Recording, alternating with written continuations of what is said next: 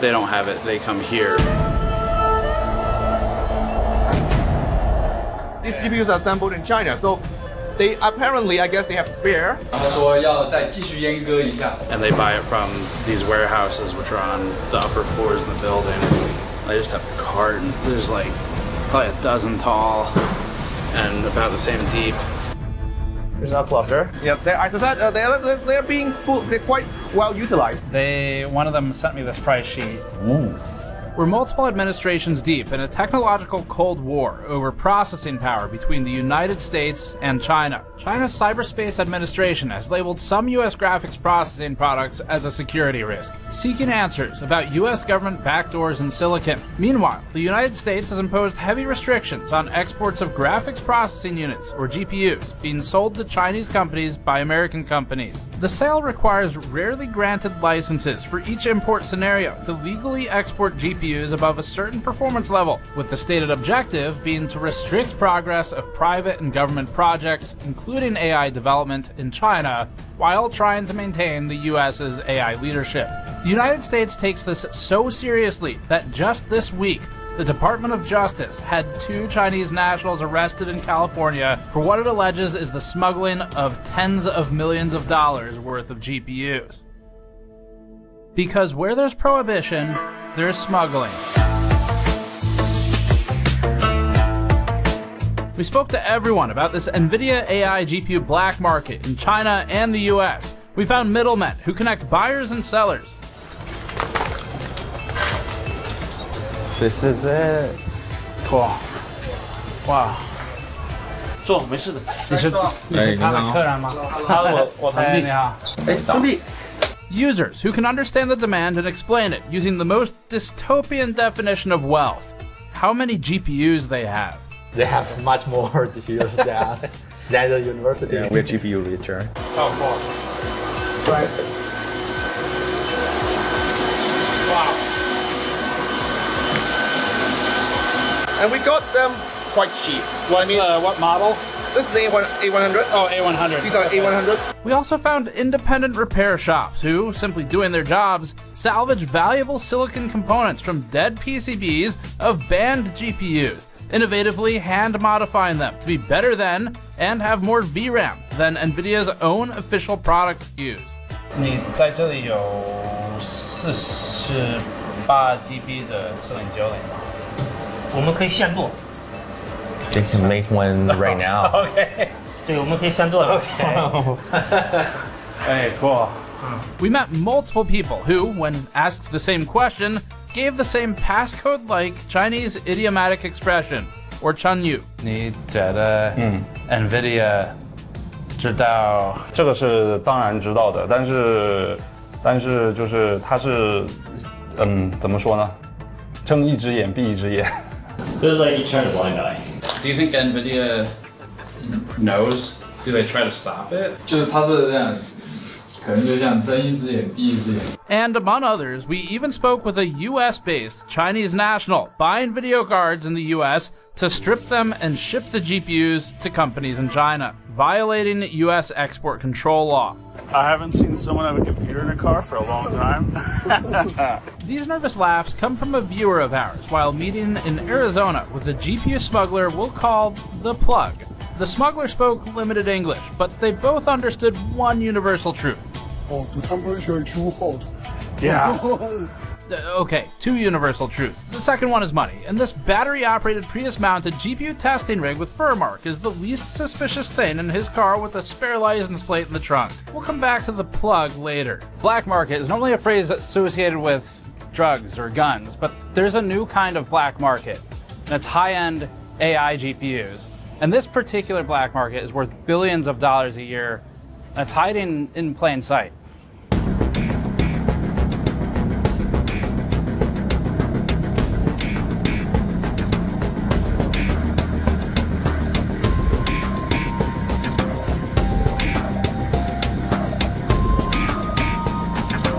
This is Hong Kong.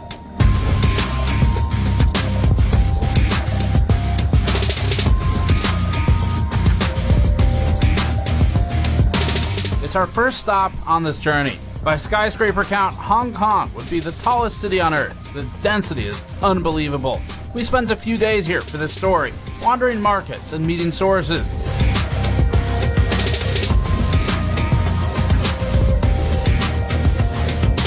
Do you feel like the ban, is it targeted at like military uses where they're trying to prevent that? I don't think from the U.S. government's perspective, there's this distinction between like Chinese academia versus Chinese military versus Chinese commercial. I think, no, I don't think they really consider there's a distinction, right? Yeah. Just total.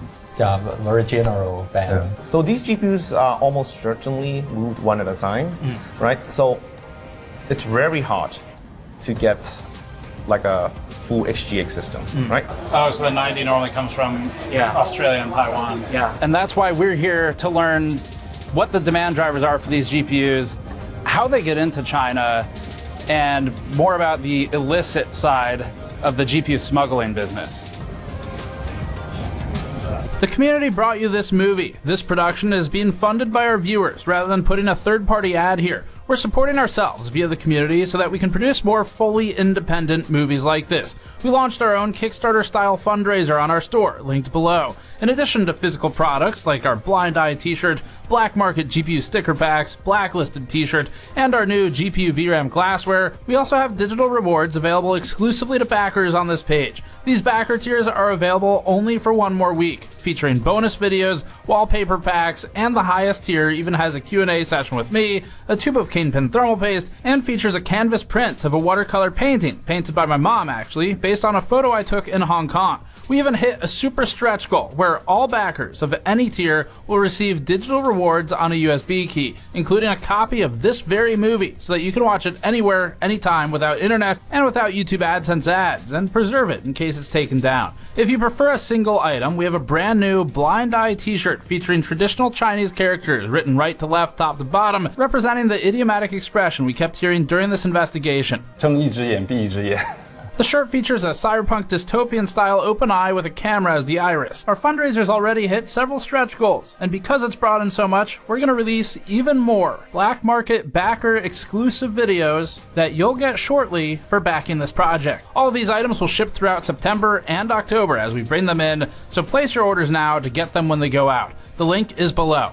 Now, back to the program. This was our latest big adventure, and it began when we booked a 24-hour ticket to Hong Kong, 20 days of hotels across Hong Kong, Shenzhen, Zhengzhou, Huizhou, Dongguan, Taipei, and more. At least one of us got detained by at least one of the governments involved in this video, but we can't talk about these indecipherably singular or plural instances or instance of any aforementioned detainment. Next, we talked to a lawyer about the previous sentence, loaded into a cab that secured our luggage like this, then investigated whether or not GPUs are actually smuggled with lobsters into Hong Kong. NVIDIA was right, We've checked the lobsters for sensitive electronics and aren't any in there.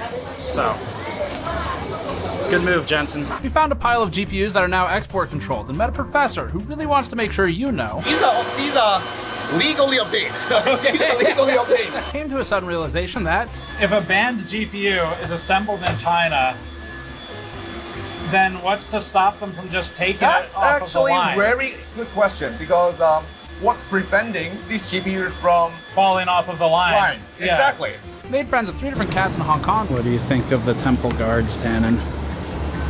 They're very good at their job. And said goodbye to this RGB city. We then booked a boat to Shekou, China. I told Tannen what Shekou means. You know what Shekou means, Tannen? What does that mean? Snake's mouth. Sounds inviting, right? Yeah, awesome. Can't wait. We arrived in Shenzhen, made small talk with hotel room service. So, how long have you worked at the hotel? Immediately got trapped in the hotel elevator by my new friend. Like a traffic jam? Almost witnessed a workplace accident. Got kicked out of a warehouse. We got kicked out. Yes, we did. And then we instantly became fans of using high-speed rail at hundreds of miles an hour to go deep into China to meet a guy who really thinks that desoldering a GPU and reballing it is no big deal. Really? That's the easy part. Oh, really? Yeah. Okay. It's a lot easier than doing this. We got a ton of information in this video about GPU smuggling, including from this guy named 5. 然后赚差价，可能一张卡它会有500人民币到几千人民币不等的这样的一个差价，然后会通过这种手段去外面去购买带回来。 After that, we went back to Shenzhen for the 3rd time in 2 weeks, met this guy. Support GamersNexus. It's about Jesus. Don't.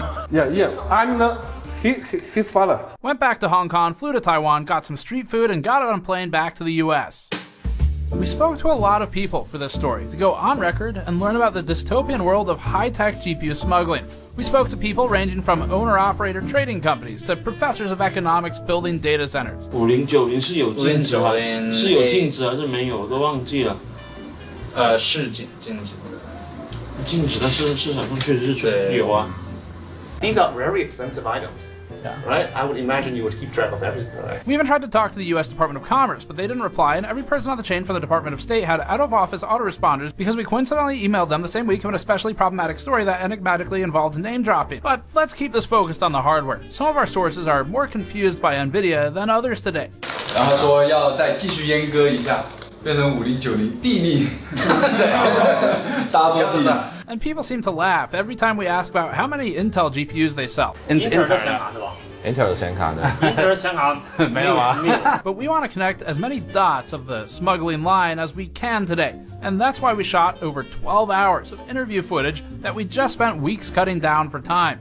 The point is finding people who know people, and each person in our lineup today has led us to at least one other person in this video, eventually building the full pipeline of smuggler to user. Although this story isn't about drugs, it is about a different thing that billionaire executives use to get high from. Is AI. AI. But before we get to any of those interviews, we need to establish the basics of this geopolitical mess. This story is complicated, so we'll start with defining these key facts. Why these GPUs are banned, the new 15% license, which only applies to 2 GPU models, who buying and selling is legal or illegal for, and then the timeline. AI GPUs have been in even the mainstream news constantly. China has spent decades modernizing its military with the express goal of catching up to the US.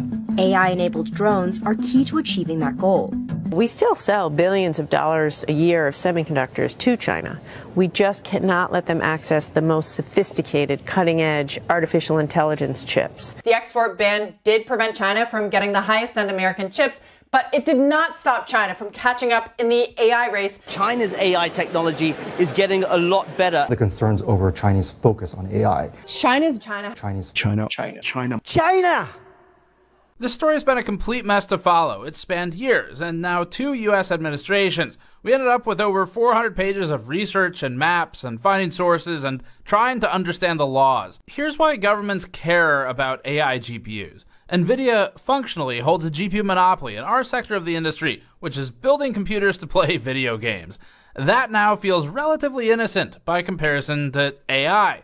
The company leveraged decades of gaming domination to build a foundation for what it now focuses on, which is making the most powerful GPUs for AI in the world. Reports warn of NVIDIA product use in nuclear weapons research, facial recognition technology allegedly used in Russia to suppress dissent, and growing concerns of AI facial recognition use in the US for similar deployments, alongside reports of use in international spying and in drone warfare. NVIDIA finds itself in the middle of all of this. Even though NVIDIA disputes selling to some of these entities, for example, it says that it doesn't sell GPUs to Russia, the products still find their way there. So NVIDIA is making money one way or the other. Someone is buying it, maybe from someone else who bought it from someone else, and much like we're talking about today, it might be transacted through smuggling. But NVIDIA does end up selling the device ultimately to somebody. Regardless of who they sell to, NVIDIA plays a big part in this worldwide obsession with AI will also create AI, using AI to create AI. And we think it's playing all sides. We'll talk about that more at the end, though. And besides, when there's a gold rush, it's better to sell the pickaxe than swing it. There's so many companies that would like to build, they're sitting on gold mines. Gold mine. It's a gold mine. It gives me tremendous joy if you just buy something from NVIDIA. We're going to be rich.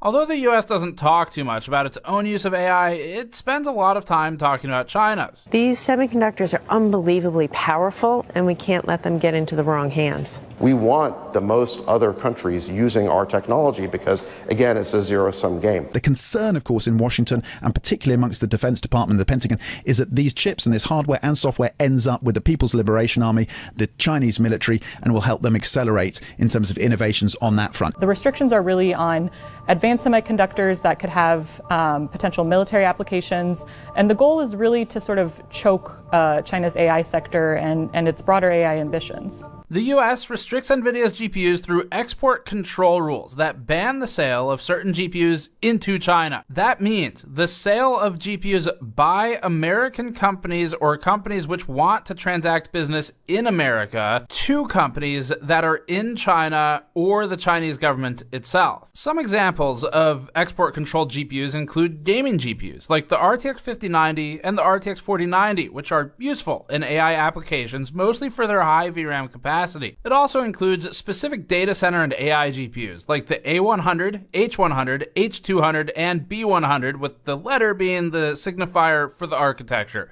as well as other GPUs shown on the screen. Now, this list is in flux. There are some new and incoming exceptions for the NVIDIA H20 specifically, which has faced Schrodinger's GPU ban, depending on whether CEO Jensen Huang had a $1 million dinner at Mar-a-Lago with Donald Trump on a given week. A timeline would help, but we have 9 years to recap, so we'll do it quickly. Even at the end of the Obama administration in 2016, the US government was just starting to talk about AI in relation to national security in this Wired interview. Developing international norms, rules, protocols, verification mechanisms around cybersecurity generally, and AI in particular, is in its infancy. You got a lot of non-state actors who are the biggest players. Part of the problem is that identifying who's doing what is much more difficult. Yeah, if you're building a bunch of ICBMs, we see them. If somebody's sitting at a keyboard, we don't. And so we've begun this conversation. A lot of the conversation right now is not at the level of dealing with real sophisticated AI, but has more to do with essentially states establishing norms about how they use their cyber capability. Who are you more afraid of, Big Brother and the state, or the guy who's trying to empty out your bank account? Part of the reason that's so difficult is that if we're going to police this Wild West, whether it's the internet or AI or any of these other areas, then by definition, the government's got to have capabilities. If it's got capabilities, then they're subject to abuse. And at a time when there's been a lot of mistrust built up about government, that makes it difficult. Those were the early days. The first Trump administration started a commission advising Congress on maintaining AI leadership, including simply banning the sale of some advanced semiconductor equipment and chips to China. Several years of back and forth, a pandemic, an election, and ChatGPT's launch later, and the Biden administration took major action in 2022 by restricting exports to China, Hong Kong, and Macau. NVIDIA's Ampere architecture A100 and newer codename Hopper H100 GPUs and systems were all restricted. NVIDIA shed tears for $400 million worth of lost sales as a result, and it was especially sad when many of its export-compliant alternatives to these also got banned, like its newly created A800, H800, and L40S, in addition to NVIDIA's RTX 4090 gaming card. NVIDIA said it didn't expect, quote, near-term meaningful impact, end quote, on its financials. NVIDIA responds by designing a workaround to the previously worked-around workaround, leading to the H20. Then the government adds new rules for high memory bandwidth cards, and the Biden administration tried to come up with an AI chip diffusion rule that would limit the quantity of GPUs being sold into different countries rather than only by processing power metrics, because the government really didn't know how the fuck to measure these things, and NVIDIA, knowing more about GPUs, could tweak any dial it wanted to just barely be compliant. Then DeepSeek came out, everyone panicked, stocks plummeted, and the government scrutinized the role of NVIDIA's GPUs in it. In February 2025, fiscal year 2025 results are posted, and NVIDIA's Singapore revenue rockets to 18% of total revenue based on customer billing location, despite shipments to Singapore being claimed to be less than 2% of fiscal year 2025 revenue, causing people to say, wait a minute. Unrelated, several GPU smugglers are arrested in Singapore one day after the fiscal year report was posted, causing people to say, that makes more sense. AMD spawns out of nowhere to say it wrote down $800 million of inventory due to export controls. NVIDIA one-ups it with a write-off of $5.5 billion. May 2025, Trump implements wide-sweeping tariffs and rescinds the Biden chip diffusion rule that would have limited how many AI GPUs Jensen could sell to other countries. Jensen says, It's just an incredible vision. I think this is going to be a transformative idea for the next century for us. These two initiatives are completely visionary, and it's going to be transformative for America. The H20 GPU that was created to comply with the rules was still okay. Then Jensen had dinner with Trump at Mar-a-Lago for $1 million. Then the H20 got banned.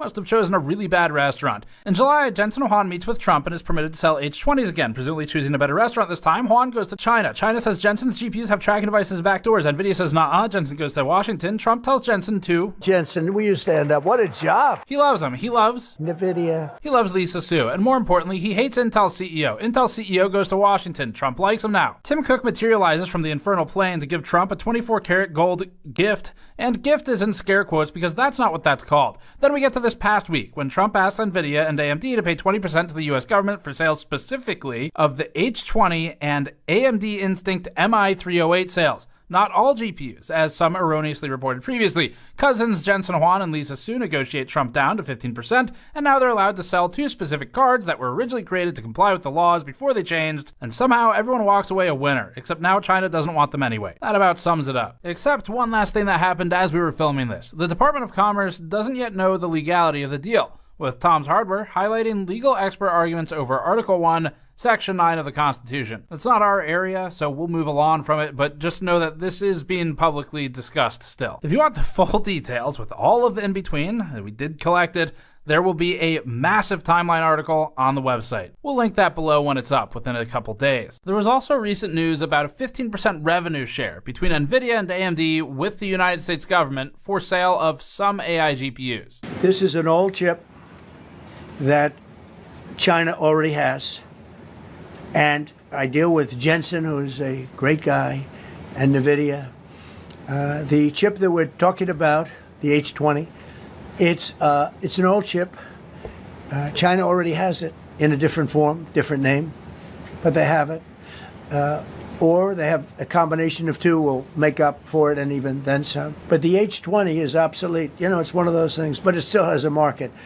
So I said, listen, I want 20%. If I'm going to approve this for you, for the country, for our country, for the U.S. I don't want it myself. You know, every time I say like 747, I want, yeah, for the Air Force. So I just wanted, so when I say I want 20, I want for the country. I only care about the country. I don't care about myself. And he said, would you make it 15? So we negotiate a little deal. So he's selling a essentially old chip that Huawei has a similar chip, a chip that does the same thing. And I said, good, if I'm going to give it to you, because they have a, they have a stopper, what we call a stopper, not allowed to do it. It's really known as a restrictive covenant. If you were to only read the headlines, you might think this applies to all GPUs and that the ban is over. And then you might think that a market in China, or in the US's eyes, an illegal market in China, would cease to be so illegal. That's not the case. So I released them only from the H20. This new 15% revenue share would, if it's legal, and they're not sure yet, allow NVIDIA to specifically sell the NVIDIA H20 GPU to approved Chinese entities. They likely can't be on the entity list. It would allow AMD to sell specifically the Instinct MI308 GPU to approved Chinese entities. The proposed license would not affect any other GPU that currently does not have a license. The government hasn't made clear yet if NVIDIA's partners would also be permitted to make these sales. That means that other banned GPUs, including the RTX 4090, RTX 5090, H100, B100, B200, and so forth, remain banned. The H20's extremely high 96GB memory capacity would enable large models to fit in memory and actually run, especially with multiple GPUs in a single rack, even if it's slower. That means companies can achieve performance targets by stacking GPUs, which are lower clock and core count but higher capacity, and doing NVIDIA CEO Jensen Huang's favorite thing. We were trying to solve scale up. Scaling up, scale up, scale out, scaling up, scale it up, scale it out, scale up, scaled up, scale up, and scaled it out, scaled it up, scaling in that way. As for the newer Blackwell architecture GPUs, now Jensen's a very brilliant guy, and Jensen also has a new chip, the Blackwell. Do you know what the Blackwell is? The Blackwell is super duper advanced. Let's not give NVIDIA any ideas for new GPU names. I wouldn't make a deal with that, although it's possible I'd make a deal, a somewhat enhanced in a negative way, Blackwell. In other words, take 30% to 50% off of it. But that's the latest and the greatest in the world. Nobody has it. They won't have it for 5 years. On the Blackwell, I think he's coming to see me again about that. But that will be a unenhanced version of the big one. For now, these super duper GPUs are not licensed for sale. In short, the H20 and MI308 were compliant with the US government's original rules. Then the rules changed during design and production and they were banned. Then AMD and NVIDIA collectively declared over $6 billion in financial impact as a result. Then the US government said, wait a minute, we can help with that if you cut us in. It reminds us of our tariffs documentary. And with this, if I see a tariff of 20 or 40% one week, 50 to 60 a day later, then I see it 120%. Then I see, well, electronics are maybe exempt, and in Bloomberg, and then I see on Truth Social, no, that's not actually happening. I have no idea what that means, so I can't make decisions because it's not about it being a high tariff. It's about not having a clue what's going on. The H20 most certainly is not obsolete, though. It's still very desirable in China, and with a lot of them, they become particularly potent. Setting a threshold for banned hardware should be objective, since it can be tested. This is a graph from the Department of Commerce that visualizes the original threshold at which a computing product became automatically banned for export to parts of the Middle East and China without a granted license. There have been some changes since, but back when this was made, the total processing performance score on the y-axis was used to determine cards in need of a license. The government needed a metric to calculate against, so it created its own. Accelerators and video cards have a lot of metrics in their spec sheets, including memory capacity, which is critical and as simple as a pass-fail for certain AI and training use cases. They have hard numbers for memory bandwidth, GPU clock speed, GPU SM or CU count, TPCs, tensor cores, ROPs that are sometimes randomly missing on NVIDIA devices, teraflops, tops, petaflops, gigaflops, gigabits, power, and more. So then, banning a product could probably be based on some sort of benchmark rather than a random metric from a spec sheet. But the US government, illustrating what an absolute clusterfuck this situation was and now remains, decided to instead multiply one random metric from a spreadsheet against the bit length of the operation being executed. Flops, or floating point operations per second, and tops, or tera operations per second, are calculated by the company making the spec sheet and aren't a great measure of actual performance. These numbers are based on both marketing and whether we're talking about FP8, half precision floating point 16, single precision floating point 32, double precision FP64, integer performance or tensor performance, or otherwise. So the government says, quote, the rate of Mac tops is to be calculated at its maximum value theoretically possible, end quote, and quote, the rate of Mac tops is assumed to be the highest value the manufacturer claims in brochures for the integrated circuit, end quote. So it's not based on a bunch of real-world benchmarks of applications or something. The government also references Mac tops as the theoretical peak of tera-ops in multiply-accumulate computations. The Biden administration used this total processing performance, or TPP score, in 2023, with the government later adding a performance density metric, dividing the TPP by the die area in square millimeters. In other words, the government didn't want NVIDIA to be able to sell more of a lower performance GPU to make up for the loss of high-performing parts with multi-GPU solutions. There are a lot of reasons this doesn't capture the full picture, like sparsity, APIs, different methods to calculate flops, and different performance for different applications. But the government needed a way to define a threshold, so this is what they made. The limit was a TPP score of 4,800, exceeded by even the RTX 4090 when calculated using tensor performance. Now, if this doesn't mean anything to you, that's okay, because it probably doesn't mean anything to people signing the laws either. Or maybe that's not okay, but you get the idea. Something like a higher memory capacity, lower flops performance GPU, or even series of GPUs like 30, 60, 12 gigabyte cards might be able to get the work done more effectively if it only needs memory. Memory wasn't factored into the TPP calculation. That was the point of the NVIDIA H20, but then the absurdity of the situation expanded, because the government introduced an opaque memory bandwidth requirement. Per the register, quote, unlike with previous export controls, the Commerce Department's Bureau of Industry and Security hasn't issued specific guidance on how much I/O or memory bandwidth is too much, end quote. But they did decide that there would be a limit. So to recap, it seems like across two administrations, the United States is creating formulas based upon numerical calculations, and then when NVIDIA and AMD tweak the numbers to fit within that box, it's retconning those rules in a guess and check process. We spoke to a lot of people in this piece, and it's multilingual, which made it complicated. In order of appearance today, the discussions come from Dr. Vinci Chao, senior lecturer in the Department of Economics at the Chinese University of Hong Kong, responsible for building his department's machine learning servers and sourcing the GPUs from middlemen suppliers. Dr. Zihao Fu, a research assistant professor at the Chinese University of Hong Kong and an affiliated lecturer at the University of Cambridge. Zihao specializes in both computer science and linguistics. Various retail workers at computer markets in Hong Kong to get a ground-level understanding. Joe, the creative director of product at video card manufacturer Yeston, who worked with us for a separate piece, not this one, but he showed us his factories and suppliers, so we've included clips here as we relied on those tours for an understanding of how GPUs are brought into China for assembly on PCBs. An anonymous seller who goes by the pseudonym of Silver, based in Shenzhen, Bao'an, and managing a warehouse in Hong Kong that receives and processes smuggled GPUs. Vincent, a resourceful fence who lives next to the warehousing and markets filled with GPUs and accelerators. He buys and sells these devices in Shenzhen, Huaqiangbei, and his job is to know people. In addition to Vincent's cousin,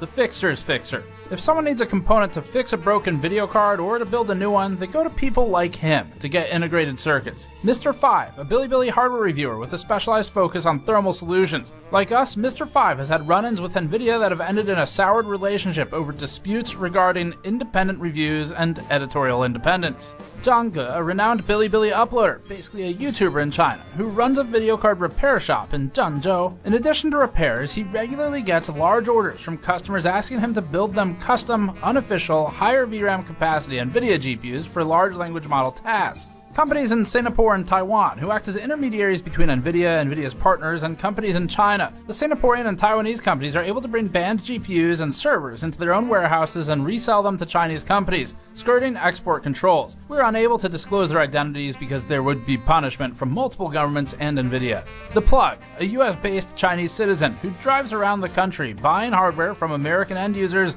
and resells it to companies in China and Hong Kong. And finally, a special thanks to our translator Raymond Wu of the Black Soda Agency in Taiwan. Here's the pipeline. If a GPU doesn't fall off the back of a truck in China after it was assembled, or if it isn't a QC defect that disappears from the scrap pile, it may instead have been moved by ants to get to China.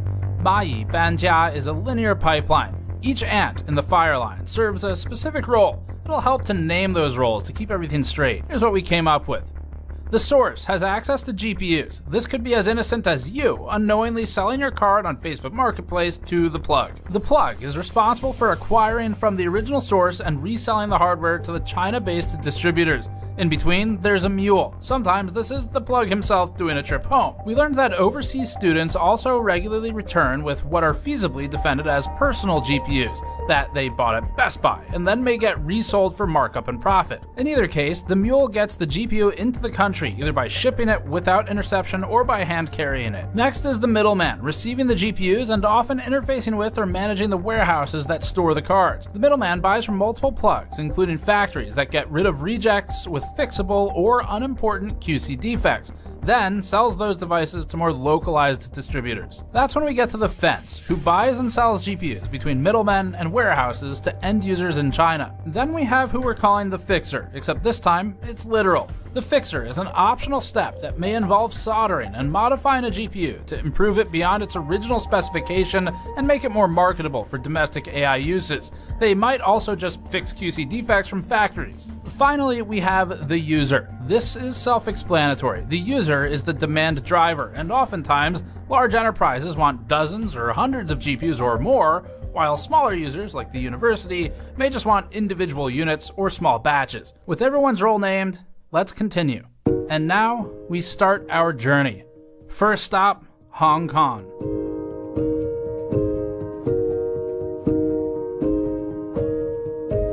Upon arriving in Hong Kong, after checking out the local wildlife, one of our GPU dealer informants slipped us a price sheet for a mix of GPUs that are both export controlled and not. All right, so check this out. This is a GPU price sheet where we just got to Hong Kong, and I've already been able to find a supplier who works as a middleman between smugglers. And you just pick the GPU you want, so you can see 5090, 4090, 4090, 48 gig, 5090. Down here, there's some A6000, A100, A180 gig. That's pretty valuable, so that's 75,000 renminbi. And so I found a supplier where basically the person who provided this is local, and they work with the smugglers. So they sit between the smuggler and the customer to supply and source GPUs. The problem is, I don't know what the going rate is for any of this. And so what we're gonna do is take this price sheet to our local fixer, Dr. Vinci Chow at the Chinese University of Hong Kong, and see what he thinks about the prices here, and if this process is normal. So for that, we hopped in a classic Hong Kong cab and headed across Victoria Harbor over to the Chinese University of Hong Kong.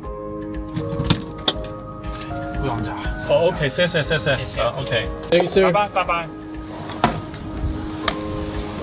We found Dr. Vinci Chow through a Reuters story from a couple years ago. Vinci works in the economics department at the university, and he's responsible for having built many of the servers and machine learning systems that are in use daily.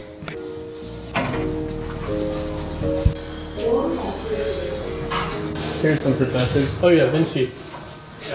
He has a whole blog detailing his process, including the difficulty of sourcing components and the ease with fixing problems when so close to Shenzhen, such as having custom PCIe riser cables built and basically done the same day. Dr. Vinci Chow is the right person to start us off with this story and educate us on where to go next. We're here to learn the user's perspective, because before there could be any kind of market for it, there has to be demand. And that is what the university and organizations like it generate.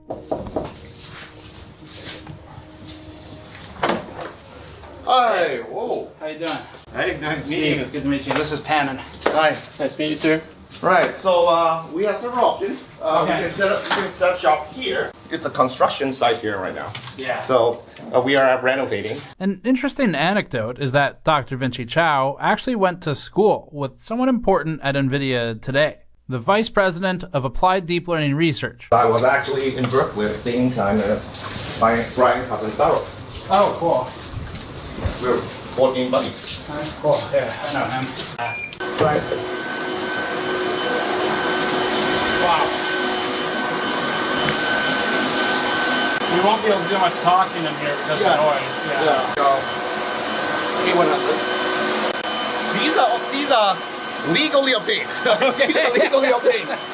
We got, it's actually very interesting because we got these, I think, right before the ban. No, right before ChatGPT was released. Okay. Around ChatGPT. So several years ago. Yes, and we got them quite cheap. One of them is actually modified from a SXM version. Before everything, GPU becomes such a scarce resource. Yeah. There was a period of time, I think right after crypto, crash, that GPU was actually quite cheap. Even A100 was actually quite cheap. We were able to get these for like less than $10,000 US. Right. And then ChatGPT came out and everything like it went crazy. Yeah.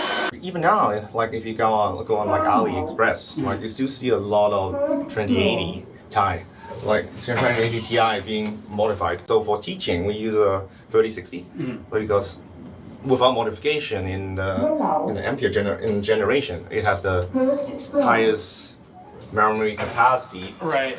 Right. But it's all gone. Like clearly there's demand. It probably makes sense for us to get the mics on. Because of the way we shot this, you get to see something you don't normally get to see in our stories, which is all of the conversation leading up to formally filming. Sometimes there's more interesting information when we're just spitballing. Like, I guess even universities have become more secretive, right? In the past, universities have been very open, right, in terms of what we're doing, what we are capable of. These days, I think there are second thoughts. Some researchers might not want to be being so open. Yeah, the collateral damage is an interesting right. And topic. On the other hand, it's interesting because it's the export ban, right? So it's illegal to export to China, and that'll be one of my questions for you. Without permit, right? But then it's completely legal on our side, right? There's nothing that says that you cannot buy high-end GPU, right? So from our end, as long as we follow all relevant procedures, right? There's absolutely nothing illegal for us over here to buy these GPUs, right? So that makes it for a very interesting environment. Yeah. So you have, because if you look at the university documents, right?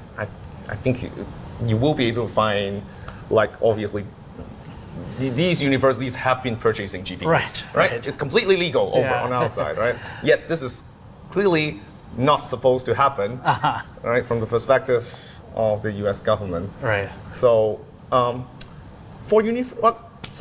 guess for universities, once again, it depends a lot on how committed, like a particular researcher or particular unit is when it comes to acquiring GPUs, right? I mean, if you pay enough, supply is there, right? Maybe not if you want to build like a super cluster, right? Like for research, most researchers are talking about 1 or 2 GPUs, right? And if they have the funding, then it's possible to obtain that. So it's just everything is more expensive. That makes sense. I'm in the Department of Economics, which is kind of interesting, I guess, for someone in the Department of Economics to talk about GPUs. But yeah, we started building our own cluster during the COVID, right? Well, not just we, but you specifically. Well, me, all right. Yeah. So I'm responsible for that. Yeah. So it's we because the department has to fund it. Right. Right. So I am the one who plans these things out, but the department funds it. I started building my own desktop computers back when I was in high school. Cool. Right. Hong Kong is a small place, right? I guess we'll visit that later on. But in Hong Kong, you can actually physically visit computer malls where you can just pick whatever parts you want. And then during COVID, then we had this idea. Then we probably have to try to provide remote access to computing power. The first GPUs we have was 1080 that we obtained from the computer malls, $500 each. Back then I was thinking, like, that's so expensive, $500 for a GPU. If you were to ask one of the local supplier, how much, let's say H200 is going to cost, it's going to be about 30K. US. 30K US. There's a big premium for data center GPUs, right? So even if you obtain like an aging A100, that's still going to be almost 20K US. Is anything from Blackwell over here yet? No. Not yet. Not yet. It's illegal for a company like NVIDIA to sell them into China. Right.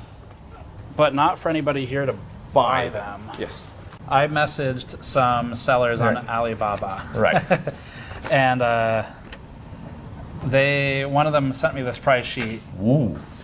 Tell me, what do you make this? Do you have any H200s in your servers? Well, we want some. Okay. We want some. I can connect you to the supplier. We want some, right? We want. So what like they, that? After tax, they want $213,000. What is that in US? Let's see. So that is $29,700 US. Yeah, that's about I think the right price. I don't know what MSRP is, or if they even have one. I think, but first of all, it's not like there are a lot of companies, even in the States, that would just like put out an MSRP and they just buy it online or something like that, right? Right. But I think for the few companies that actually like list a price, I think it's actually the premium is, as I said, it's surprisingly low. Right. It's almost as much. It's just about the same as the MSRP, as far as I can tell. Do you know how these companies, like the suppliers, get the GPUs? Any idea? Because I've read a lot, right? Like I've read that I came across a Chinese phrase in one of the Baidu searches I did, and I think it was like "mai banjia" or something. And the idea, if I understood it correctly, was that a bunch of people kind of move one GPU. Right. So these GPUs are almost certainly moved one at a time, right? So it's very hard to get like a full HGX system, right? These days, most of the vendors would recommend getting the PCIe versions of the GPUs because it's so difficult to smuggle in a full HGX system, right? Okay. Yeah. Now, if you want an HGX system, for example, the companies that have ways of obtaining them would recommend that they be installed in a different country. Okay. Right. So basically, you can like acquire HGX and then have it installed in like Southeast Asia. Okay. Right? So meaning it would actually physically locate it somewhere else, and then you remote into it. Right. Okay. That's what they would recommend if you want that. If you actually want it on premise, right? If you want it here, then almost every one of them would recommend that you just get the PCIe version. Okay. So that probably just because it's easier. It's easier. When you put in an order to buy something, is it already guaranteed here at that point, or do they have to get it? Depends. Okay. Some companies have limited stock. We're talking about probably maybe a dozen, right? So, but if you want more, then you would it would probably have to be like ordered and like a deposit or something. Yeah, shipped in from somewhere else. Any idea what happens if they get caught? I mean, to your money, like. Well, we don't pay. Okay. Until we have to pay deposit, right?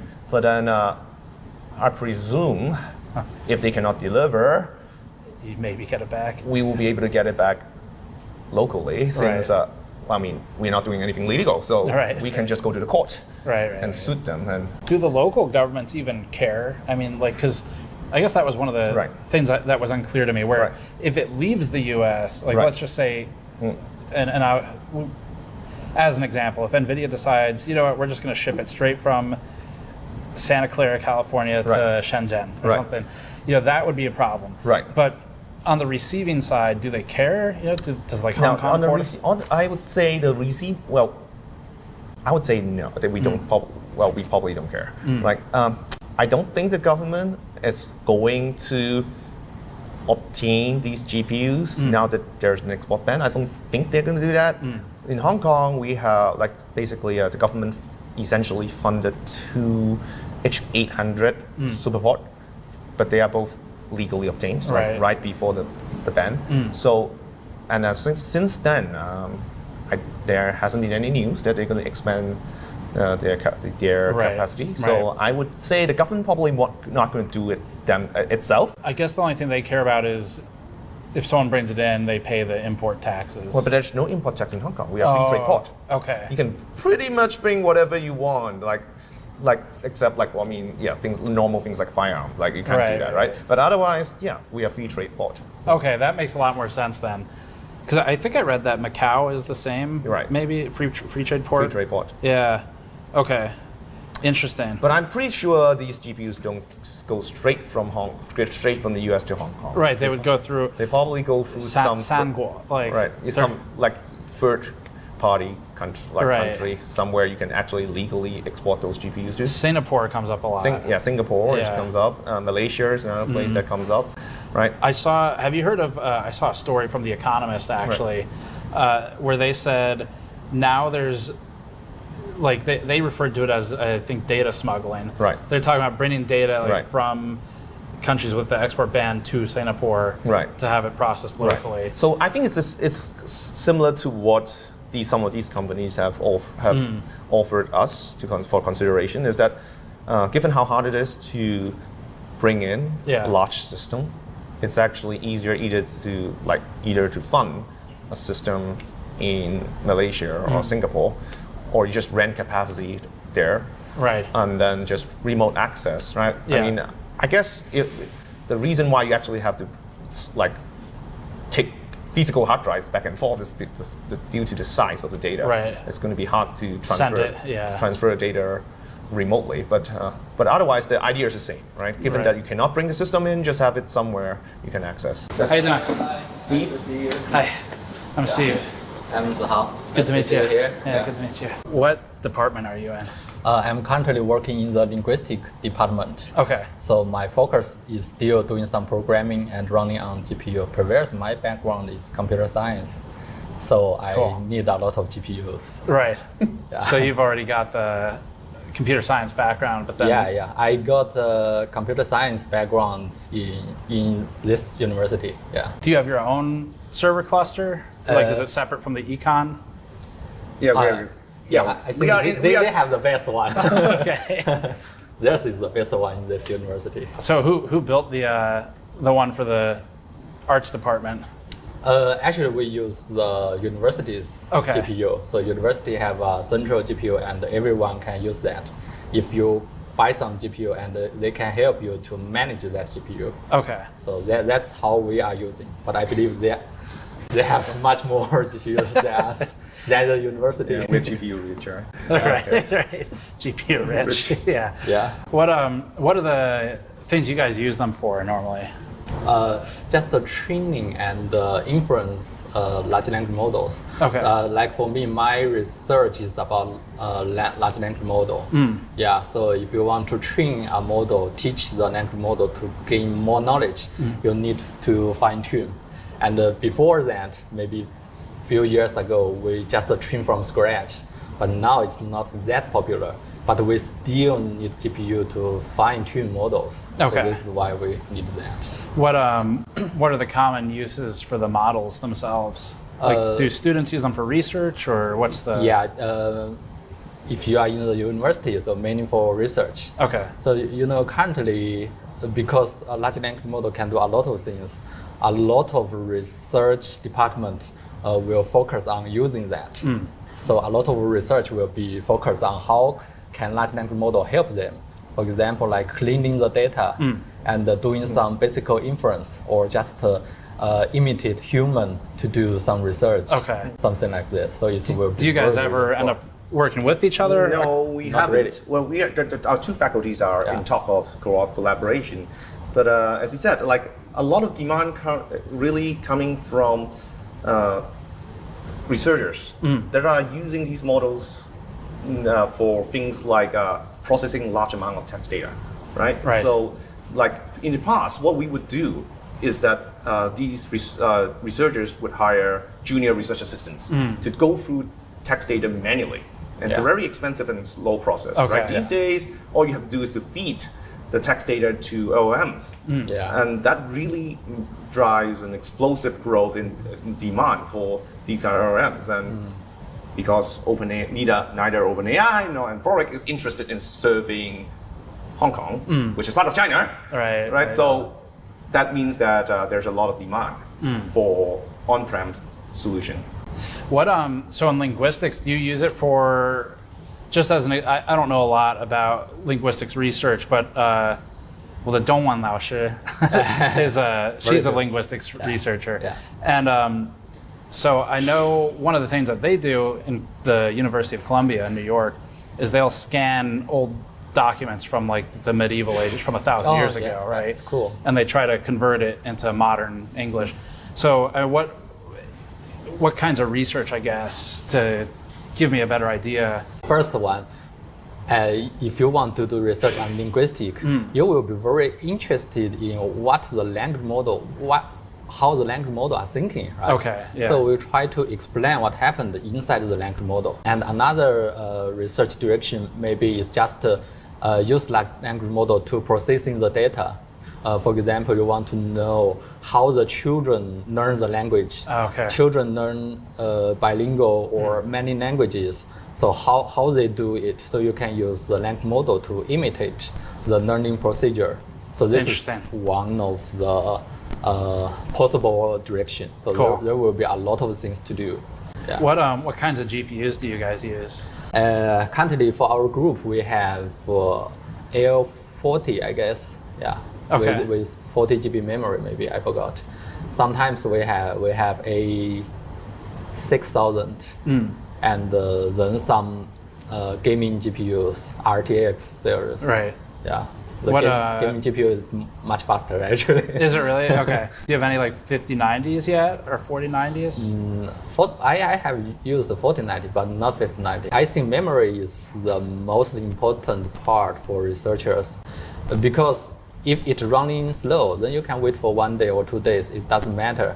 But if the memory is small, then you cannot do anything. You cannot put your model inside the GPU. It just doesn't run at all. Yeah. So I need larger memory. So the speed is okay. I think currently is fine. Do you guys ever get bottlenecked by the availability of the systems? Well, it does happen, right? So, like, as much GPUs as we have, we're talking, well, we have like 30, something like 30 top-of-the-line GPUs. Yeah. If we want to load, say, DeepSeek R1, right, that takes probably 16. Right, that's half our capacity. Right. And if someone, like one of our teachers, would say, I need DeepSeek R1 for 2 months. Right. Then it would take a bit of planning because we would have to see if we can balance the need of other users. It's not going to be enough if you want state-of-the-art model, given how big these state-of-the-art models are. I think all researchers would love to scale up what we do, but the reality is it might not be possible to get the hardware to support what we want to do. If you had, and I know you don't, but if you had unlimited budget, right, would you be able to get as many GPUs as you want, or is there still a supply constraint? You know, So, like in terms of buying. Let's just say GPUs. somehow we obtain like, I don't know, millions of dollars Right. of funding, right? Right. Even if the university is providing that, right, there's still the problem of the export ban, right? Before the export ban, it can be done, right? There's another university, local university, HKUST. They obtained a full H800 superport, at a considerable cost. But the university was able to fund it, and they managed to just get it right before the ban, right? So that's like kind of a once in a lifetime opportunity right now, right? From today's perspective, Right. And they did it, and they benefit from it. Their researchers get a full 400 GPU cluster to work with, right? It's university-wide, centrally funded, right? In CUHK, it's just not something we can do right now, right? I think in CUHK it's managed by each group. Right. I believe the computer department also have a very big one. Yes. So here, that's our university. It's a bit decentralized. So, part of the problem, as I've mentioned, is the fact that with the export ban, departments are not necessarily willing to publicly list their computing capabilities. I think the next thing we should probably check out the server. Well, in the university, the working language is English and then Mandarin. Right. Okay. The university's name, I think. Oh, that's okay. The That's Chinese and we have to clarify because people always come with this question. The Chinese University of Hong Kong. 中文嘛。香港中文大学. We teach in English. Okay. Chinese means Chinese culture, Okay. Chinese heritage, not Chinese language. Okay. Right? That's what a lot of the exchange students was confused about. Right. They thought like we teach in Chinese. No, we teach in English. Okay, interesting. So this is your super cool. cluster. There's our cluster. Have you seen it before? In some other places. Oh, but never his? Yeah, never here. Cool. Yeah, never in Hong Kong. Yeah, as I said, they're being full. They're quite well utilized. This is actually not part of the cluster. This is our non-cluster stuff like web server and stuff. But so these two racks are the cluster. Did you have to do anything special for the air conditioning? So I mean, as I said, this is kind of like clandestine, right? The thing is, these GPUs are very hot, right? A single 8 GPU system can put out like 4,000 watts. Oh, okay. Right? So it's like two hair dryers. So when you say a single 8 GPU system, how many does each rack or each blade have in it? So like a 4U unit these days, like these ones, like this one, like and this one, these ones, these are all 8 GPU systems. Okay. Right. So for you, is each of these all different configurations? So now our cluster was built up over like almost 5 years, right? So that's why we have some really old systems that come from 5 years ago, and we just keep adding things. That's a bit different from, let's say, some full superport which is purchased in one go, then everything will be the same. Right. Right. Here we just keep adding capacity and just leave the old components until they gradually not work. Until they're not useful anymore. They're not useful anymore. Right. Did you have to do special power design, power delivery, cooling? Yes. You cannot just plug these GPUs into a wall socket. It would blow the fuse immediately. So we need two three-phase. We have two three-phase power specially installed in this room. So they have these massive plugs for power. There's one there, and then there's one over here. And then you can actually see they're running flex ductwork. And you can see it shaking at the bottom of that one in the back, where it's actually shaking because it's pulling in all of the exhaust from the servers. And they're piping that up. So I think that's the return. That might be the front side, we'll take a look, but they're basically circulating it with the flex ductwork. Crazy. And that looks like maybe more I think that's more AC going up to the mini split up top. I guess how many, A100s or H100s? Right, we have something like 30 A100 class GPUs, and then we have a bunch of like 3090s, 3060s, right? So in total, we're talking about 50 or 60 GPUs. Okay. Right. So yeah, but the top of the line GPUs are for teachers. What are the 60 class cards for? Like 3060s? For Teaching. example? Just teaching. Teaching. Wow. It's for teaching. So we have these undergraduate machine learning courses, and we let students load hugging face models. These 3060s are for them. We don't want them to occupy the A100. Right. So, and 3060s have 12 gigabyte of memory. That's right. That's more than enough to load some of the smaller The good models. ones have 12. They made another one. Right. We make sure we get the 12 ones. Right? Yeah. So yeah, that's sufficient for loading a small model that they can work on. Right. Does memory bandwidth matter a lot? It matters. So to better utilize the resources, we offer the options for each researcher to load their own model, but we have also this centralized, like our own local ChatGPT thing. We have used Open Web UI, and with with VLM as a backend. Right. So we offer just this pre-set up system where we can serve like Germer, we can serve DeepSeek, and then when it comes to getting high throughput, bandwidth would matter. Because for the export control, the U.S. government does a calculation, right, for some amount of points. Like they made up a system. And memory bandwidth is one of the components of the formula. Yeah. They're getting smarter, right? Yeah. Because there has been multiple versions of the band, right? The very first band was targeting the NVLink, I think. Okay. The A100 to A100 as NVLink. So that has a little effect. Yes, it's a bit slower, but it's still okay, right? And then I think they switched to targeting the flops. Yeah. But that I think is there was a certain amount of flops you can't exceed. Then I think depends on workload is that I think it didn't work as well as they might have hoped for because the H20s still sold really well. Well, I mean that's what's so interesting about it is the government's, at least the U.S. government, hasn't really caught up to what these are, like, and so that's true. So they don't know how to ban it. I feel like so they just kind of pick a number. It's developing very fast, right? Because if you go back like 5 years ago, everyone probably would think that flops is a very important metric to consider. But turns out when it comes to loading large models, what we all care about is how much memory, how much VRAM you have, right? You simply cannot load a model if you don't have the VRAM. Right. So now H20 becomes a very attractive option because what's the spec on the H20 again? Do you remember? So H20 has drastically lower flops, right? But then it actually has more memory than the original H100. What's the capacity? I think it's 94, 96 versus the 80. Yeah. The original version 80 is 80, right? So it's actually in some sense more attractive. So everything you guys have named so far, it's all NVIDIA. So are there any non-NVIDIA GPUs like in the university cluster? I think currently I didn't say any non-NVIDIA one.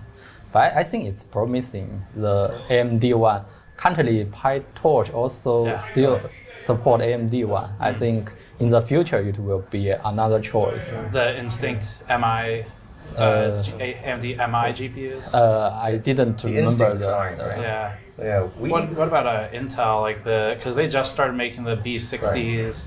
Is that interesting at all? I mean, we always like to explore options, right? To have more computing power. Yeah. We actually expressed interest in AMD, and we asked around to the upcoming suppliers, and they said the risk is too high for them, right? Because they have to support it. And they had, I think there's one supplier who told me they had tried to sell an Instinct GPU in the past, and then the customer returned it because they couldn't figure out how to make it work. Right. And then they realized that they don't really want to carry the risk of having a GPU that people are going to return. Don't know how to. So they would rather just not deal with. Do you know any AMD GPUs that also are export controlled? I think the Instinct line is also covered under the export ban, right? Yeah. I mean, I guess that's also part of the problem. If you're going to go through the hassle of smuggling something, you better smuggle something that people actually want. Right. Yeah, and well, is there any support for it if it's a smuggled device and you have a problem? What happens? Right. Like if a MOSFET blows up. Right. So now we obtain all these under like under following university procedure, and part of that is that there should be warranty, right? Okay. I mean, now the supplier is clearly going to promise you warranty, right? But they also indicate that now for the PCIe version, they are pretty confident they can support it because I think they just exchange it for a new one and just try to move that one out, one at a time, right? Right. But if it's an HGX system, even if they manage to get it in, they don't promise anything basically. Yeah. Right. I mean, for contractual reasons, they would promise warranty. Right. But whether they can actually do it, they can't actually guarantee. Okay. Right. So actually, we have a legally obtained HGX 800 system that we got before the ban. And as far as I know, after our initial, I think 5-year support contract ends, it's not possible to renew. There's a 4U system with 800 inside. Do you ever physically go to pick up the GPUs when you're arranging from a supplier, or they just ship it here? They usually ship here. So it's just like totally normal commerce, basically? Right. They just ship here by It's so interesting because I feel like when you think about like this concept of like the black market GPUs, and earlier I had said I found online a story that talked about Mai Banjia. And you think of it like that, it seems like when you go to buy a GPU that's banned, it feels like you would be going to a dark alley and handing him cash, right? Yeah. And he hands you a GPU. But that's not how it works. Yeah. No. So they just ship it. I think it's good. That way, it's good for personal usage. It's not quite good for a very big cluster. Right. Yeah. So if it's that sort of easy where it just ships to you, does the ban seem effective? Like as I said, if it is effective in preventing the building of a very big cluster, right? It's just not possible to get 100,000 of these GPUs. Like we heard about some of the other companies having. Right. Yeah. And I think there are like people from the company who refuted that idea, right? We don't really have that many. I think that's right. Right. Why do you think the U.S. government cares so much? Like, what is it they're trying to prevent? I guess they just want to delay the speed of other countries of training the model. But seems I don't know, their ban is very weird actually. Right. Yeah. Do you feel like the ban, is it targeted at like military uses where they're trying to prevent that, and then it just happens to affect you guys as well? Or are they targeting, you think, just companies in general? I guess it's in general, every company, every people will be influenced by this. So I guess just to delay the speed of research. Yeah. Just like my experiment, for example, if I can have better GPU, I can finish in 1 day. But now, 2 days or 3 days, that's fine. Just wait a little bit. You get the same thing. I don't think from the U.S. government's perspective, there's just distinction between like Chinese academia versus Chinese military versus Chinese commercial. I don't think they really consider there's a distinction, right? Yeah. Just total. Yeah, very general ban. Right. I know Huawei has the new Ascend, I think it's called. Yeah. Is that interesting at all? I mean, does it seem like that's promising for you guys?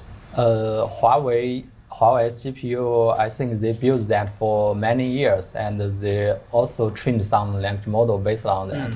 So currently, seems no friends around me are using, but maybe in the future they are trying to try that if they still cannot get the NVIDIA one.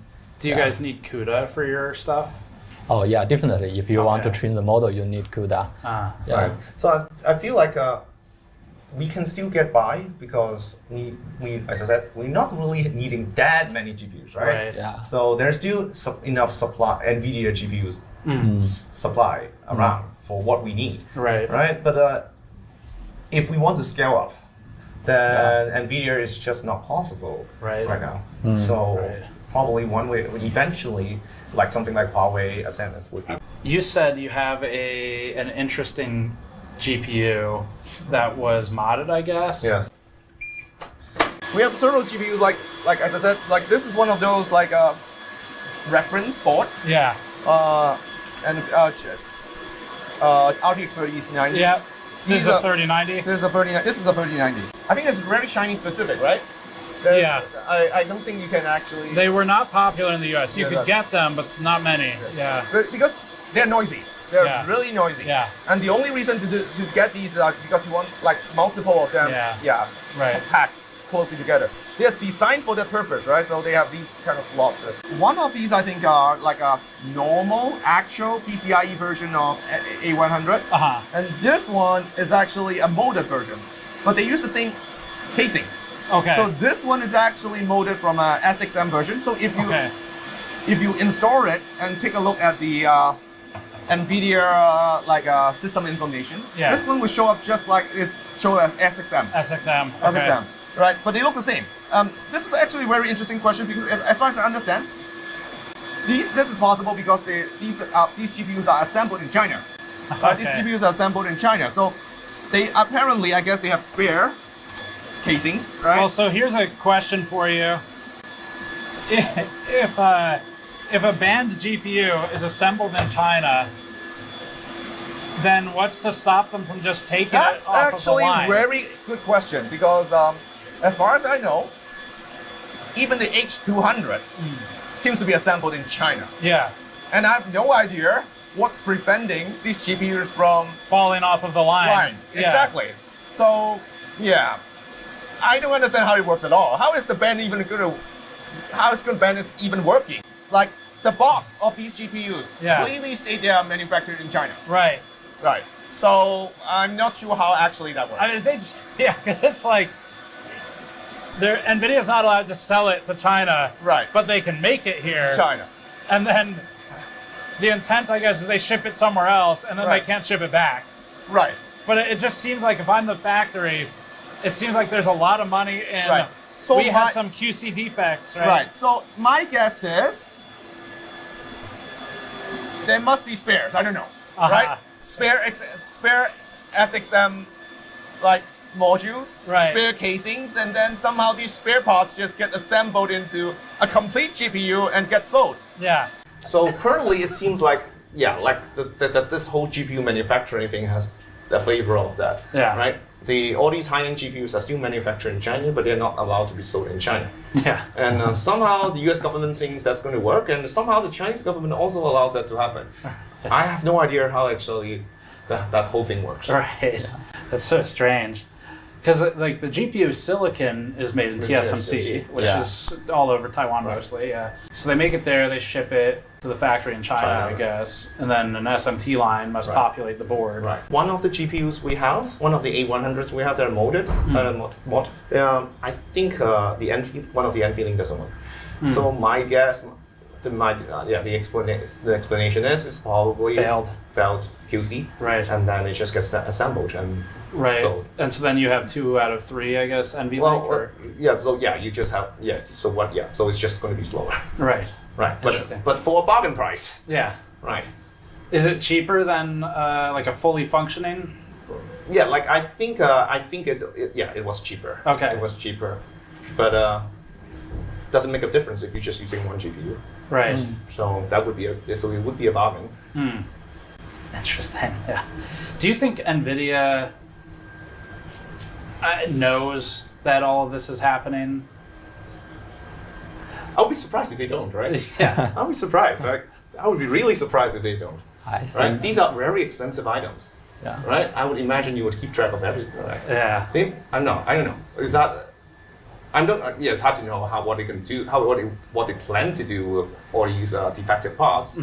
But I'll be very surprised that no one have ever thought of the possibility that if it's something so valuable, someone would come up with a use of even a defective one. Defective ones. Yeah. Yeah. Interesting. Yeah.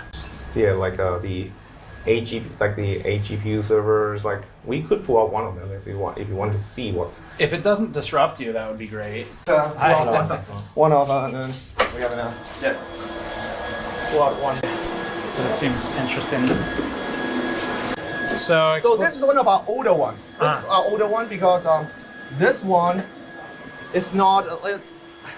it's basically assembled completely from like retail parts. Okay. Right. So this whole system is obtained around when the time when ChatGPT came out, right? Yeah. So this is the time when everything you can get from AliExpress. Yeah. Right? The case, right? So you bought all of this just on AliExpress? Yes, everything is from AliExpress. Everything from AliExpress. Cool. Like CPU, RAM. The part that's by far the hardest to get is the power supply. I saw you write about that in your blog. Right. What makes it difficult? Because now it's very hard to get high quality, high power server grade power supply. This you need in order to support 4 A100, you need like 2000 watt power supply, and you need these kind of server grade redundant power supply, and there's just no demand in from retail customers for these kind of GPUs, so for these kind of power supplies. So supply is slow. Right, if you buy this case, mostly they come with something like a 800 watt power supply. Yeah. And we need 2000. So that's the hardest part, right? To source. Is this a redundant power supply? Yes, it's a redundant power supply. Okay, so it's got a failover. The CPU, what are you using for this? This is a Epic 7763. That you can get from AliExpress, no problem. Okay. If you need to. And then the board is from ASRock. Yeah. Yeah. ASRock board. ASRock rack. Yeah. So it's the server line of ASRock. It does have like 7 PCIe slot. But then in order to, because we need we want infinite band network. Yeah. So we have these cables specially made to the they're custom made. The length we need. Okay. Right. We need it to be this long, and to support the infinite band card. Is that that down there? Yeah. This is the So that's the InfiniBand card. Right. That's the 200. That's the HDR 200 GB card. Right. Yeah. Is all of this stuff pretty high priority for the university at this point? Like on the, technology side, are they invested in the purchasing? I think the university is realizing how important this is, right? That's why we have this brainstorming session. Right. Yeah. I guess university will begin to buy more GPU and try to find some strategy to share with the whole staff members. Right. Yeah, it's a good sign. Cool. But it's just a start. Right. It's I think we would try to catch up quickly. Yeah. We try to catch up quickly. Very cool server room. It's impressive. Wired just happily provide you with their Weixin. And I'm not encouraging working 24/7, but like customer support in China, it is 24/7. Right. Not designed for Hong Kong. Not designed for Hong Kong. Right. They don't sell it anymore. So Hong Kong is a free trade port, I guess. Yep. Yeah. But China mainland is not? Except Hainan, right? Is that Hainan? Yeah, Hainan. And some part of Shanghai also makes similar policy. And that just means no local tariffs, no import taxes? Yeah. Right. And relatively simple paperwork, I guess. Okay. Right. This is where we call the University Mall. Okay. It's where we hold out like a commencement. Cool. Yeah. The graduation ceremony here. Yeah. Wow, this is nice. Right? Yeah, Let's go. Wow, holy shit. So that's the science park of Hong Kong, and you actually see one of our unicorns. A little bit. Sense time. What do they do? Facial recognition, previously. AI. I would say AI. Yeah, general AI. But they kind of built their business on facial recognition. CCTV stuff. Chinese government is a big customer. Right. Do you feel like you guys are locked in at this point to NVIDIA because of CUDA? I guess to rephrase it, is there a difference in what matters more to you? The power of the hardware or the power of CUDA? Because both are very good. So I would imagine if someone put in enough effort so that non-NVIDIA hardware runs just as well as NVIDIA hardware in PyTorch and then the VLM and stuff, then would not be too hard for us to switch. But I guess that's harder to do than to say. Yeah. Right? Because someone has to put in the effort to make the models run smooth. There has to be a good reason to switch. That part is hard. Yeah. Only problem is if you switch to other devices, you will have a lot of bugs. Right. Some bugs you cannot fix. You need the whole community to help you. So this is a very slow procedure. Definitely the CUDA and the NVIDIA is currently the best one you can choose. Right. After this discussion, Zihao parted ways, and Vinci brought us to one of his favorite tech spots in Hong Kong, the Golden Computer Center, and the outdoor tech flea market next to it. We actually have a whole separate video looking at some of these places.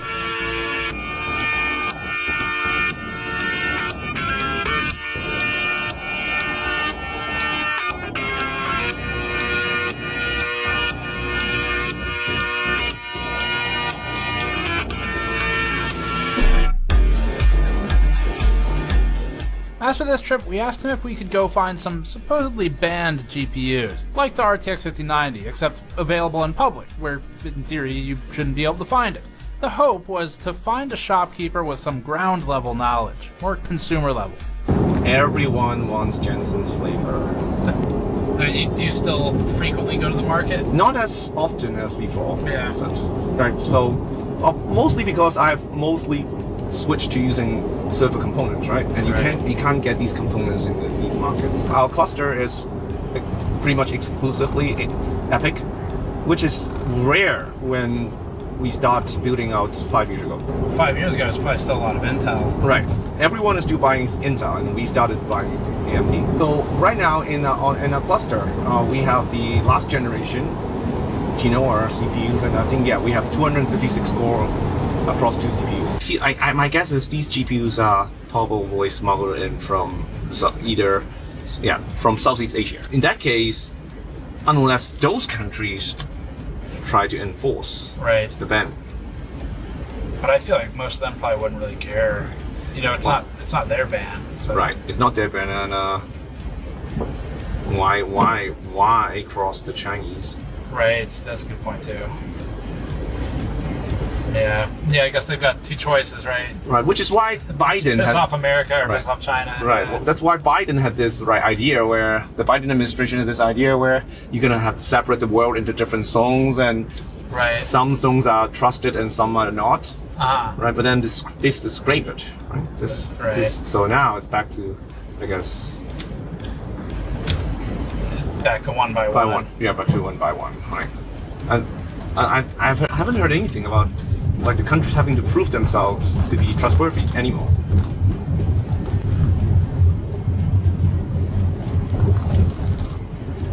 It must be frustrating for NVIDIA on some level, because I'm sure they would rather much that they can just sell whatever they want to China.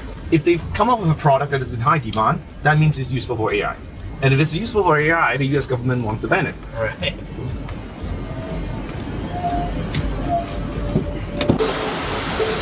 Do you think the export controls are having their desired effect? Like for the US? Yeah, well, yes, in terms of stopping China from building a comparable GPU cluster to US. Right.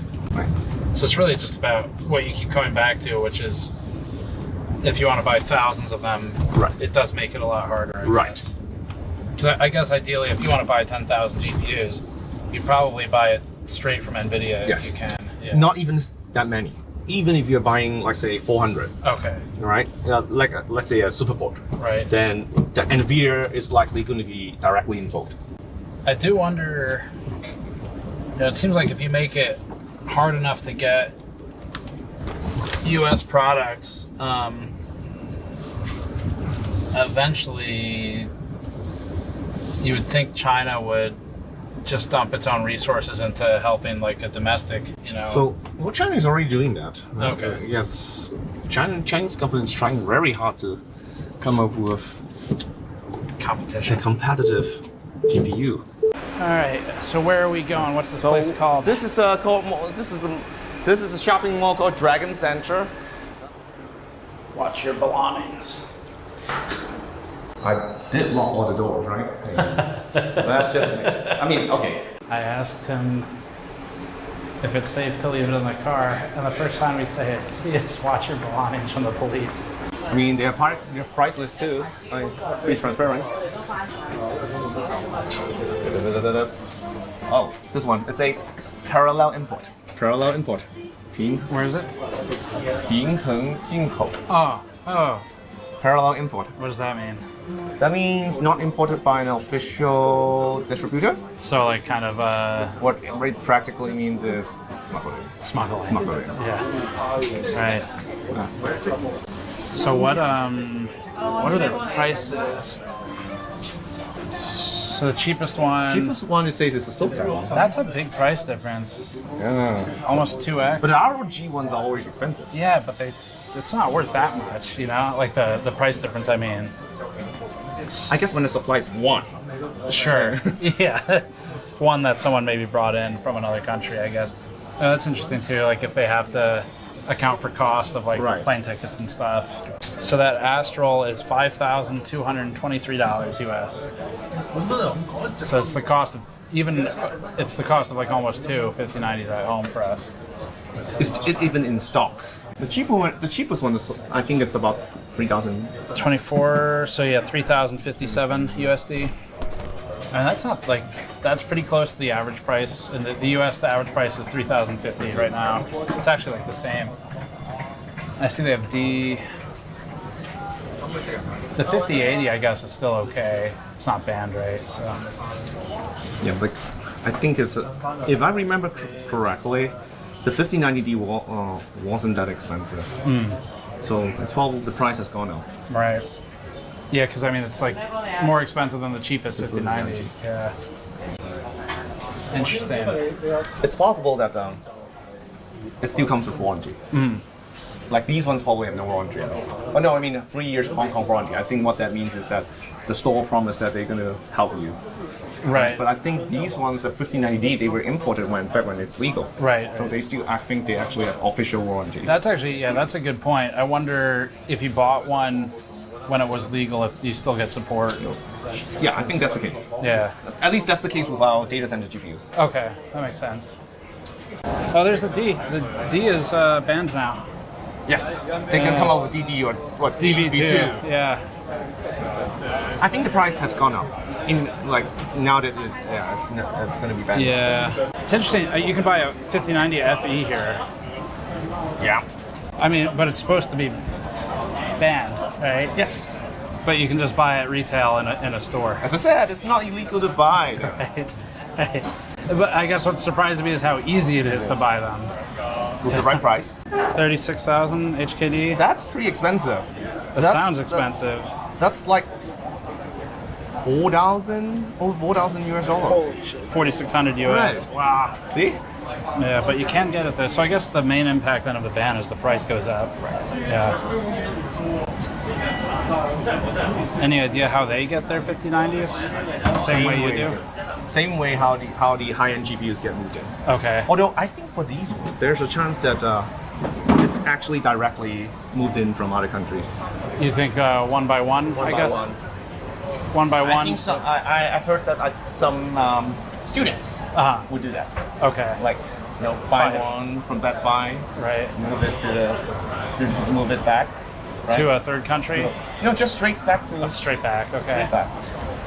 Right? I mean, if it's with a premium like that... Do you happen to know, I mean, that premium's great. They can double their money. Right. Is there, do you happen to know, is there any law against bringing it in for personal use? In Hong Kong? No. I mean, like, from the US. Like, if customs stops you, but I guess they would have to find it in your bag, so they'd have to search your bags. It's pretty unlikely, yeah. And you're relying on the customs officers knowing that this particular model. Good point, yeah. That is a good point. And then carrying. Like, if it, yeah. Okay. I really don't think that's going to happen. Right. I guess that's how they get in one by one then. Probably 550s per button in China. What's that? We only get a 5090D in stock. Yeah. So the 5090, the Founders Edition, maybe not in stock. Yeah, we directly order from other countries. What's the most popular card? 90. No D. Always come from Australia, and the second one is Taiwan. Oh, so the 90 normally comes from Australia and Taiwan. Yeah. Can you buy bulk, a lot of them at once, or is it just one at a time? Very tricky is that almost you can order from mainland China.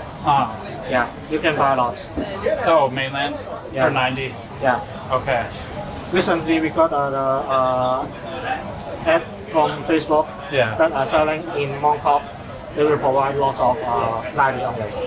Okay. Is it expensive? Very interesting. 90 only, sometimes cheaper than 90D. Okay, wow. Do you guys ever sell like RTX 6000? Or is it too... Because RT 6000 we got ADA edition. ADA, Yeah, ADA edition. So replacement will be ADA edition. But no Blackwell. Yeah. Otherwise, also from mainland. Right. Okay. Yeah. Interesting. 5090. Do you have to get it from a different supplier than 80? Some models yes, some models no. Okay. Okay. Because the card problems, the distributor only can send back to the original page. Got it. Yeah.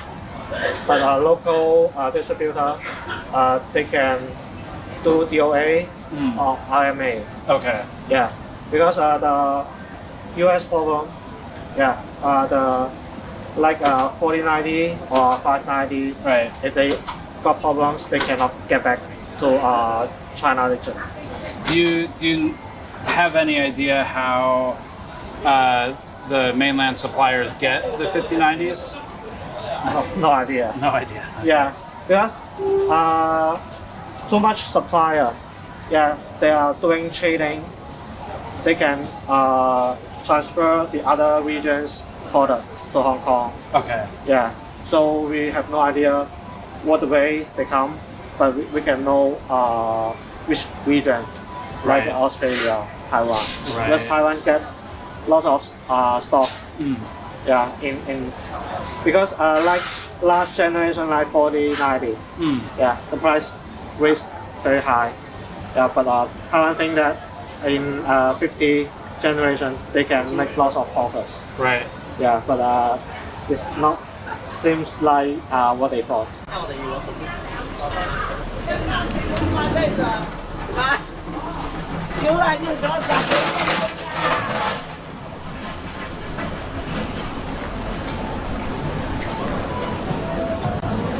It is still funny to me, just like how much it flies in the face of U.S. export control that you can just walk around in a public-facing mall and buy a 5090. Now, given that it is very expensive, right? But it's not like you just can't buy it anymore. So I guess if you really need it, you can get it. And I really don't think locals think much about buying the GPU, right? GPUs other than price, right? It's expensive, but the fact that there's an export ban, I don't think crossed the mind. They don't really consider it. Right. Yeah. With that, we wrapped our first full tour of Hong Kong. The city was impressive and filled with character and culture and GPUs, apparently, because one of our next stops sent a message the night we were planning to hitch a ferry to Shekou Port in Shenzhen. He told me they had just received a batch of GPUs to their Hong Kong warehouse and that they were en route to their Shenzhen facility and that we could buy a GPU as soon as tomorrow, as long as we wired him money immediately. That seems like the responsible thing to do, and because it's fully above board as a buyer, and because he also texted me a photo of an RTX Pro 6000, which was very intriguing since it's Blackwell, we decided the best way to learn about buying export-controlled GPUs in China would be to just do it. So far, all the contacts we spoke with were aware that some form of factory repurposing, theft from the line, QC reject repurposing, repair, and actual by-hand smuggling are involved. But none of them knew for sure how the GPUs actually move. To get closer to the source of the movement, we decided to wire those funds and get an address. You there? Steven. Yes. Is it Steven? Yeah, how's it going? Oh my god. You ready? I'll help you here. Yeah, so I've got $3,289 going out. Perfect. Yeah, that'll be from the GN account. And then it's going to and their bank. Okay. And then account number is SWIFT, I guess is what you need probably. Okay. Good to go. I will get this done for you. Perfect. Okay, thank you. All right, have fun. Be safe. Thanks. See ya. Bye. We'll see if the money's gone in 2 days. So that'll be our next adventure. We packed the hotel, said goodbye to the famous Hong Kong junk boat, potentially said goodbye to $3,000, and boarded a ferry to Shekou port. But we're gonna take a quick detour in the story here because we have a source who says he has more information on how GPUs get into China. So before checking with our GPU middlemen and our fence, we're first gonna meet up with someone else.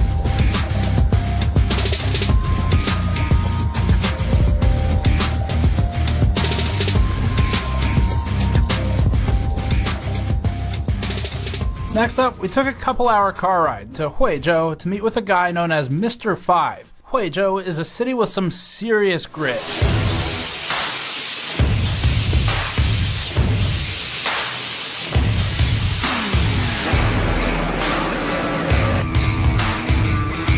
The city has grown to take some of Shenzhen's factory industry as it's been pushed out over the years with Shenzhen's expansion and as it's turned into more of a metropolis. This is a complete 180 from the finance hub that we were just in. We've spent a good amount of time at Huizhou over the last decade, mostly visiting case, painting, tempered glass, bending, and tooling factories, alongside those for heat sinks, like for video cards. He's a cooling hardware reviewer and has specialist knowledge in factories that make video card cooling solutions, including NVIDIA's. This experience allows him more access to information about the peculiar relationship between the factories making the cards and the companies that, on paper, can't sell them to the country where they're made. We instantly related to Mr. 5 for his own editorial dispute with NVIDIA's review sampling process, where we've both felt that the company seeks to control review direction. His username is 51972 on Bilibili. Even if you can't speak Chinese, you should check it out, because he's got charts, and everyone can read those. Most of this interview is in Chinese, but we've transcribed it in subtitles, and there are English sections as well. The next interviews will be a mix of both languages. Okay, so we are joined by 5. That is his English name. I noticed when we came to China in SEG E-Market, I noticed a lot of 5090s。从我在赛格，深圳的赛格的时候，对，赛格电脑城，对，注意到很多5090，对，所以他们怎么进来中国？哦，怎么来到中国？对，是这样，就是中国本来就是芯片和散热器的制造地，它制造很多5090，这是第一。第二呢，就是虽然中国的大陆是就是国外对中国大陆是禁止销售5090的，但是中国内部并没有禁止5090。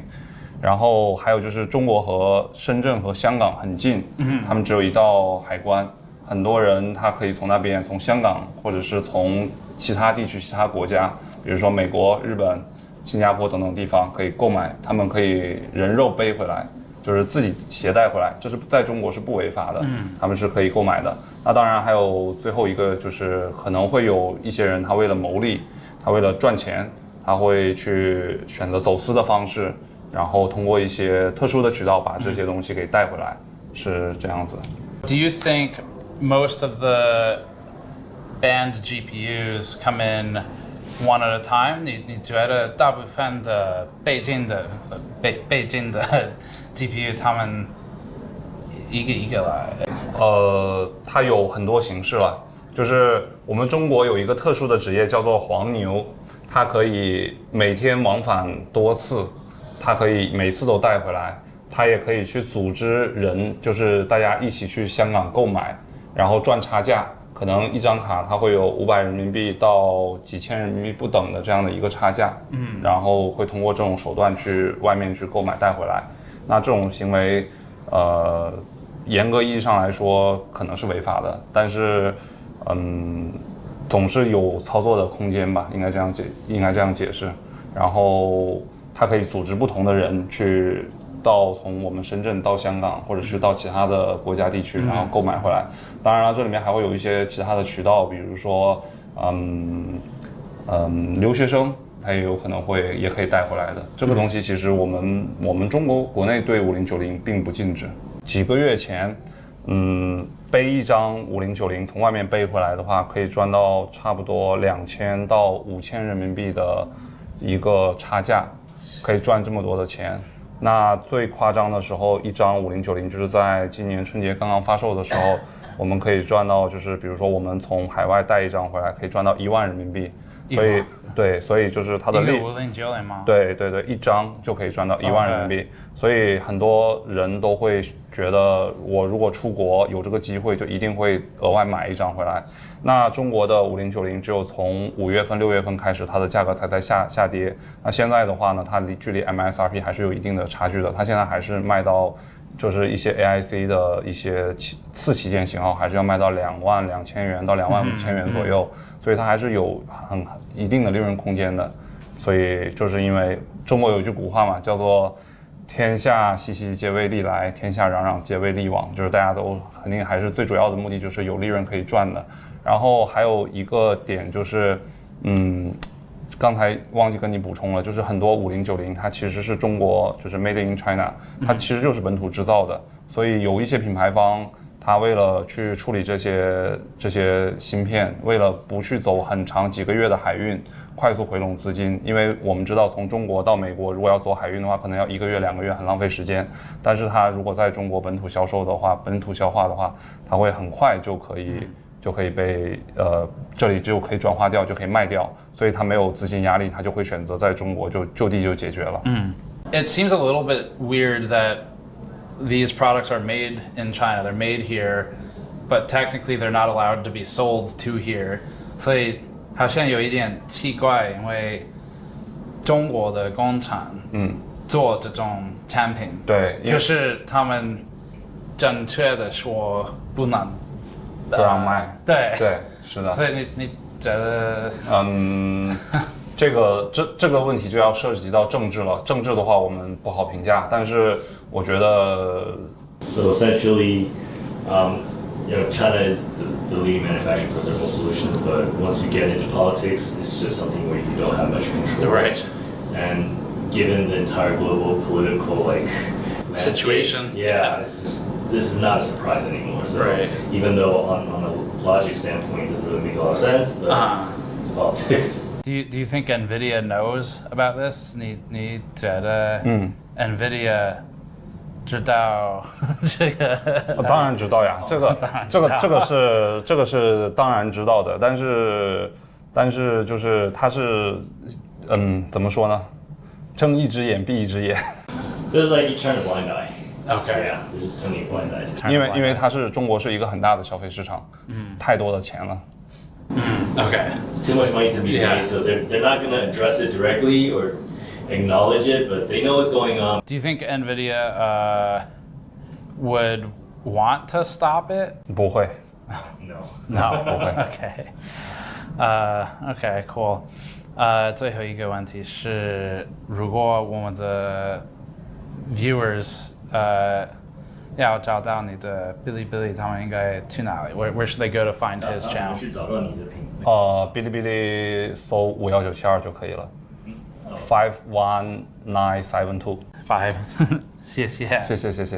This was an interesting conversation. First of all, I learned a new idiom. Secondly, we turned it into a t-shirt. So if you're liking this content so far, please take this brief intermission to head over to store.gamersnexus.net and grab our Blind Eye t-shirt to directly support this content if you like it. Long-form content is hard to do on YouTube, and we can do it because of your support. We try to make some pretty damn cool stuff to get you something useful in return as well. And if you're watching this sometime close to when we publish, we've still got the digital reward tiers available for our backer tiers for this project. We really want to produce more stuff like this, but from our point of view, we need to earn that. If you think we have, head over to store.gamersnexus.net and grab one of our new Blind Eye t-shirts, Black Market sticker packs, GPU VRAM glassware, or even our GPU Shredder t-shirt for the paper launch. Thanks to the intermission, let's get back to it. Up next, Shenzhen.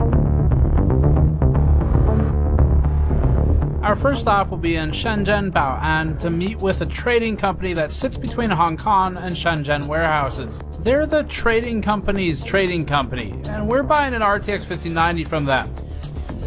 If they exist, hopefully.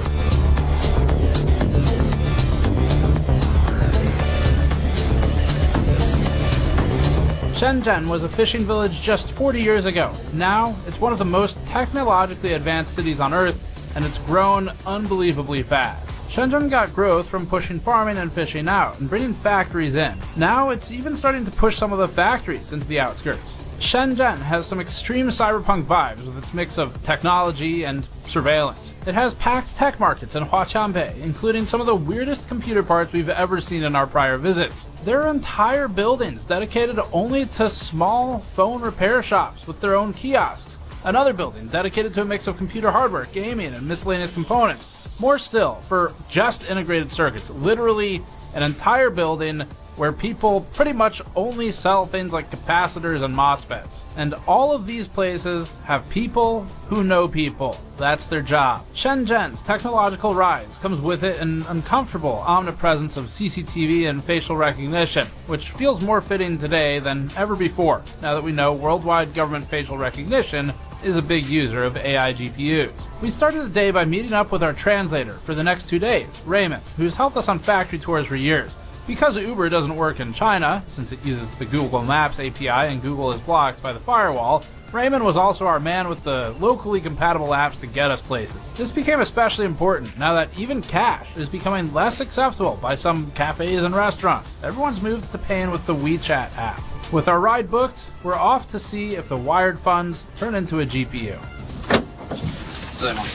好，谢谢。这个吗？对对，好好。So we're gonna go meet our GPU supplier.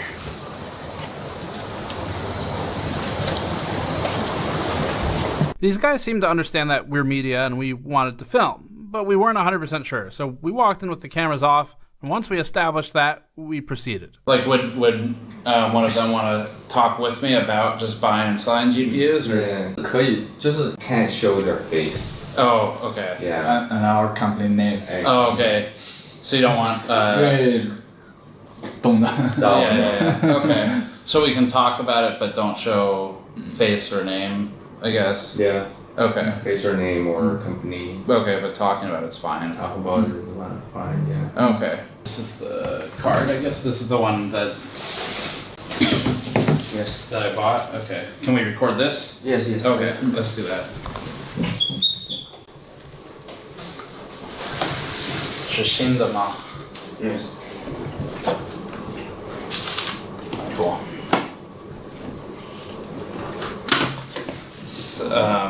From the Hong Kong warehouse. What's the most common GPU your customers buy?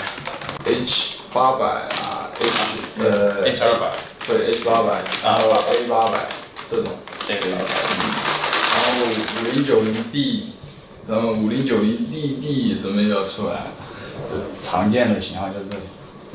已经有那个 Blackwell 吗？GB 对 GB 100 GB 200。听说 GB 就是可是还没有吗？没有。Okay. How popular are like 5090, 58 or 5090, 5090 you know, class cards versus the AI H100, H200? 就是那个卖的比较好啊，5090。游戏香港啊，5090D 卖的好一点，我们主要是卖5090D，因为这个美国限制。对，这其实老实讲，5090都很少出的，很少出。对。I heard the 5090D is like NVIDIA stopped making it. 听说他们的5090 DV2 对吧？对对，然后要再很奇怪，要5090D 也不供了，以前是供给我们5090D 嘛，对，现在也准备不供了，然后说要再继续阉割一下，变成5090DD， 对，Double D， 我们也觉得很奇怪。You sent me the RTX 6000 6000的，可是在这里还没有对吧？在香港。对，在香港。OK， 那是你第一个 RTX 6000的吗？不是，那个是在那个香港的这个总代手上，就没在我们的库房。They have it in the Steam. You basically buy the GPUs from a distributor. You mean the agent? Yeah. 对。Oh, okay. Yeah. Everything is through the Steam. Yeah. RTX 6000. 这是我们的视频。96 GB, right? Yeah, 96. Yeah. What's the price in your country? 大概啊，差不多。哦，差不多。Yeah. 那你们买回去需要交税不？Do you need to pay the tax fee for? Yeah. 加上税就是大概$9,000。那还是蛮高的。 So I guess is the most common user like AI companies, robotics companies? They don't really sell to end users. It's more like trading companies. 都是贸易商。对，所以我本身就非常好奇，我说，哎，为什么？你们是贸易商吗？是怎么会美国贸易商过来买这个东西？They don't usually get this type of inquiry, like single. Yeah, single. Purchase. We had talked about GPUs for like 40 minutes at this point. I guess they got bored and they started asking us questions, but we'll just include it because it's kind of a fun culture exchange. 你们是从美国哪个地方哪个州过来？听说过北卡州吗？啊，北卡罗纳。知道。北卡没听过。北卡有一个大学。Michael Jordan 对，打篮球的。对，北卡是在东部。对，东部。对。你的中文为什么这么好？因为我喜欢学中文。Does anyone buy AMD AI GPUs or AMD like 高 high end？ 很少 ，AMD 其实老实说 ，AMD 的显卡都很少有 MI 用。不是那个二手的以前有出过，但是新的高端的很少。OK， 因为没有 CUDA 嘛。对，没有客户喜欢 CUDA 知道吗 ？CUDA C-U-D-A。对，因为 AMD 没有，所以。对。Intel 的更少。它有那个新的 B60 Pro， 新的我们都没听说过，没有人要的吗？但它性能怎么样？它两个核心性能怎么样？它的 performance。看情况。周末卖过去了吗？没有那个限制，没有限制，没有。There's no restriction. Correct. Yeah， 没有。没有北京的。但是我没用过。They said that NVIDIA sells them to distributors, I guess, and then they get distributed into here. Okay. Do you think NVIDIA knows about people buying and selling the banned GPUs in China? Like, are they aware of that?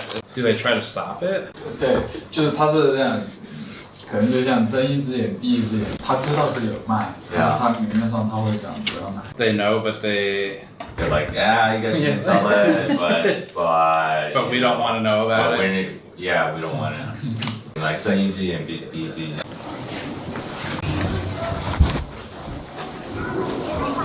Funny, I wonder how many people they see walk out just with a GPU. They definitely shared more than I thought they would. Okay. So that was good. That's good. But yeah, I think it also connects the pieces really well with the professor we spoke to. Okay. Because that guy, he shared like everything he knew. Yeah, I guess now we probably could just go basically back to Huaqiangbei is a little bit north of that. So our next stop is 10 minutes away from the hotel. Okay. It's a pretty far ride back. The next one is even more unknown. If they'll talk to us. Because you didn't buy anything from them. I didn't buy anything. And I didn't offer either. And I explained the whole situation. Just replied to every single message with okay. except for the address. He said, I'm not sure what to talk about, but I can try. Okay. Which is like maybe a good sign. I don't know. I'm not sure. Hard to judge, right? Until you see him. Yeah. So we'll try that. I guess we can keep the camera out in the car, and then we'll just probably DD back. You wanna try it? Yeah, I'll try it. We're not 100% sure where we're going, but we'll get there.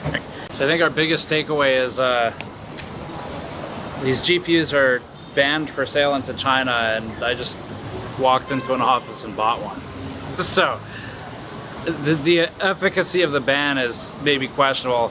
This still tracks with what Dr. Vinci was telling us, which is that it appears to be the difficulty comes from buying lots and lots of them. But even the people we just bought this from, they're like, yeah, I mean, if you want more, just ask and we'll figure it out. So the whole concept of this is a thing you cannot own or purchase in China, it really just doesn't appear to be as strictly true or simple as we might otherwise think from the surface of an export control or a ban. You'd think you just can't get it. That's not the case. You can get it, and it's not even that much more expensive than what I would have paid in the US. In fact, their RTX 6000 Pros are the same price, actually cheaper after taxes in the US if you buy it here, and that's also export controlled. So that's our that was our adventure getting a GPU. Move on to the next one. The most important thing we learned here was where to go next. Just like the ants moving the GPUs piece by piece, we'll have to collect our information piece by piece. Recapping the parts of the hour-long conversation more efficiently and in one language, the company said that some cards have become more difficult to get, but they can still get them. And more expensive or not, it is the reason that their job exists. The fact that they texted me a photo of the brand new, at the time, RTX 6000 Pro Blackwell card, the very same one that we just bought for $8,500 in the US and that was hard to get at home, shows that this company and their distributor are resourceful. Their price is $8,600 US, which is actually cheaper when factoring in US taxes and shipping. So the ban isn't stopping them, and the 6000 Pro is a serious AI card with 96 gigabytes of memory. It's banned, and it is definitely in demand as well. This company isn't used to a single GPU sale like ours today. It mostly transacts with other trading companies in high volume. They interface with a Hong Kong distributor to bring the cards into Shenzhen, moving it across one more border, another ant in the chain. That meant they could connect us with their distributor, which would be familiar, we were told, with where we could find smugglers to talk to. But this company itself neither knew many smugglers directly, nor knew many end users, and that's okay, because each link in this chain will get us one ant closer to the information we need. So we took note of their information on the distributor and the smuggling side to use when we got back home. Seemed like a conversation to not start until after US Customs, and then they helped point us toward our next stop. Up next, Huaqiangbei.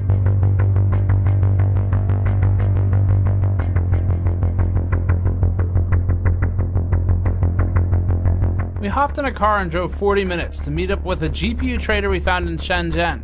Huaqiangbei is home to the world-famous SEGE market, or SAIGA, where we've found some of the strangest computer parts we've ever seen in past videos. Huaqiangbei has the highest concentration of technology and integrated circuits and electronics in the world, with a never-ending maze of multiple disconnected, multi-story malls specializing in all electronics. If your life depended on getting a complete product made in a single city block, Shenzhen Huaqiangbei is your best bet. Fortunately, this time we'll be with this guy. This is Vincent. His profile picture on a messaging app is Van Gogh, so he has a sense of humor. This guy wheels and deals with dozens of GPU trading companies near the bustling Huaqiangbei Plaza. He has a reputation around here for being the smooth talker.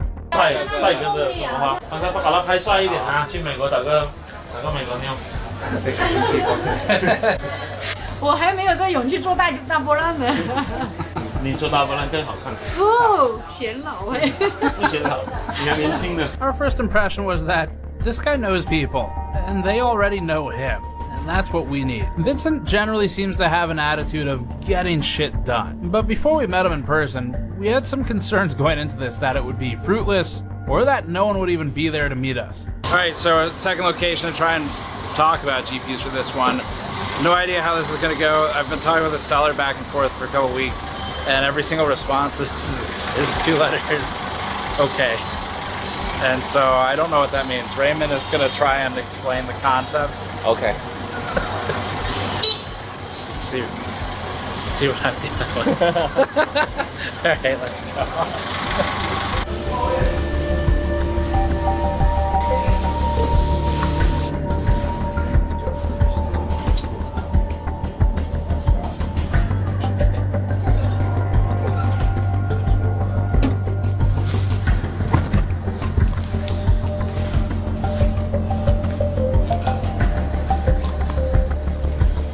It looks like the right place is like a lot of tech companies. Yeah. We had a lot of trouble finding our guy, but fortunately, it wasn't long before he found us. 你现在直接下来哦，2、3分钟就过来了。先下。 She had 210. Yeah. 哎，你好。你好。你叫什么？陈乐 ，Vincent。Vincent。OK。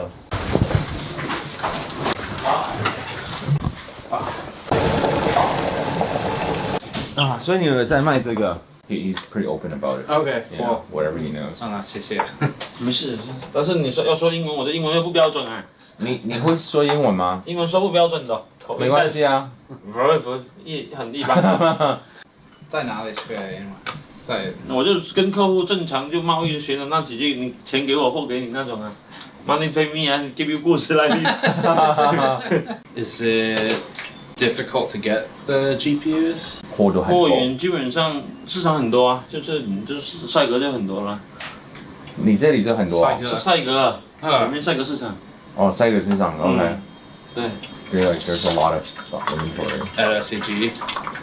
So does he like just buy and sell? Is he a trading company? I guess. Yeah, he's a trading company. Trading company. Yeah, 对，贸易公司对。So mostly from yeah. How do the GPUs normally get here? Like what's the process normally for them to actually? Because 因为这个 high-end GPU，high end 怎么说？高规的比较高规，所以高规的 GPU 现在是美国北京的对吧？对，所以他们怎么正常进来中国？进来中国正常也是通过香港就进来了。通过什么？香港啊。香港。香港。从香港。台湾也有啊，台湾人也往这边卖啊，一样。所以台湾跟香港，然后他们one by one 一个，他是怎么进来？一个这样子，还是一个柜，还是一箱呢？一个啊，一个啊，就是你买一个，你顺便像你这样在香港买，然后带回来也行啊。这样子哦。对，一样啊。这样子够吗？那只能慢慢搬哦，人多，大陆人多吧。Oh, they do it more piece by piece. Yeah. Yeah. 所以如果客人要很多，基本上那就是也只能香港交咯。From Hong Kong. Yeah. Is there any consequence for bringing them in? 就看你什么显卡了。如果是它那种静止的，是不是？是。静止的上基本上国内也没有，这个你只能去通过国外去买，国外的渠道去买。但是说国内的基本上就5090啊，这些通用的这些就有嘛。这些就工厂啊，他们都自己出货，那正常在销售的东西，就是存在的。而且你说那些高端的什么服务器啊，那你只能去国外买。OK。这国内也没有。Does China carry or does Hong Kong carry? 会有一些罚款或是禁止令或是什么？中国政府在乎吗？不在乎。这个本来中国政府是跟中国政府没什么事的，是禁止是美国禁止嘛？是英伟达他们不能再往这边销售而已啊。So like in China, it's not like a real restriction, right? It's more from the U.S. side. Right. Yeah. So 5090是有禁止吗？是有禁止还是没有？我都忘记了。是禁止的。禁止，但是市场上确实是有啊。But yeah, everything he says you can buy from the shops. 等一下，你也可以去帅哥拍一下，就有帅哥就有啊。各自就是每个人个人的渠道我们就不知道，但正常我们可能就从香港买一点啊，比较近嘛，就这样。Yeah, like he doesn't exactly know where, but like Hong Kong is like the most closest and most common. Yeah. It's easiest to bring it in. What's the normal like order amount? Like how many cards does a company normally buy? 平均买的卡通常是买几张？正常像我们就很小啊，我们可能1-2张而已。1-2张。1 or 2 single units. 最常要的是哪个 ？Like 比如说 A。没有，我们这边可能畅销的可能就4090稍微还可以，其他的就像5090太贵了，没人要。拿到货所有的都是北京的。这些就基本上4090就是比较常见的嘛，像 B100、200这些都没见过的。就是没有H20啊这些都看不到，没见过的。正常就是4090、5090这种就正常，就是这种游戏卡的基本上能看到。就其实它可能就是A100的那个减版，就是有些功能被它减了嘛。是。就是像我们汽车一样，本身你那个就说本田一样，在美国就它卖3.5升，到中国就卖2升嘛。这个道理。排量那个，它这种东西的话是政策问题，所以我们做生意的也没办法去讨论这个政策问题，是吧？他们怎么那些什么原因呢？我们也不清楚，那只能说对于我们来说就简单，那市场贸易就是有货有什么货可以卖我们就卖什么，不能卖我们也没货。这是你自己的公司吗？对。OK。所以你多久做哪种工作？你做这个工作多久了？做这个工作就10来年了吧。听得懂我的不好的中文吗？没事，10来年了吧。18年。10多年。10多年。10多年。OK。你应该就是好喝。它简单，北卡我知道，好像是北卡有个大学很出名，出很多球星是吧？知道你有看篮球。Michael Jordan。北卡好像。Does he need to make any trips to SEG to buy stuff that we could potentially go with him for? You know what I mean? Like if he has any need to go to Saiga to buy stuff, would he be interested in us following him to accompany him? Yeah. If you could find a soft way to present that, I guess. 可以啊，可以啊，你 go with them. 我们带你市场逛逛，那个很简单。Oh, okay. Okay, I guess if we see like some of his favorite spots or spots he thinks are the most interesting. Yeah. Yeah. Okay, cool. Yeah, that would be cool. Okay. 可以啊，感谢。那我们过去啊。Is it walking distance, do you know? Yeah. Oh, is it really? Oh.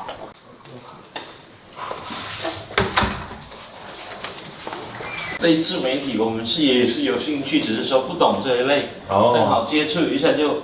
有兴趣是你自己想的？我自己有，那就是好奇闹着玩的那种。因为自媒体它这种。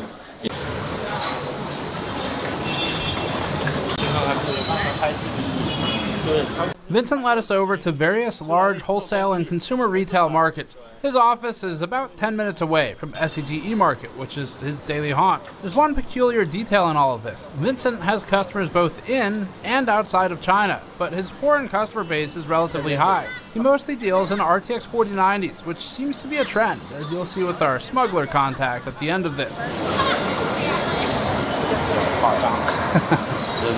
That means Vincent is buying 4090s that either never left China, but were supposed to, or were likely illegally exported to China, which would mean he is then re-exporting them to his foreign customers. It's like an infinite loop. He's an interesting guy. He talks about multiple business ventures in Uganda and Kenya. He said he went to Kenya before. 对吧？肯尼亚、乌干达、东非就东非5国那里。Uganda 为什么要去？以前是想去那里做生意的，去卖那个内衣的。He said he had a business there before. 想去还是去考察了？去考察。Oh, he wanted to go there and start a business there.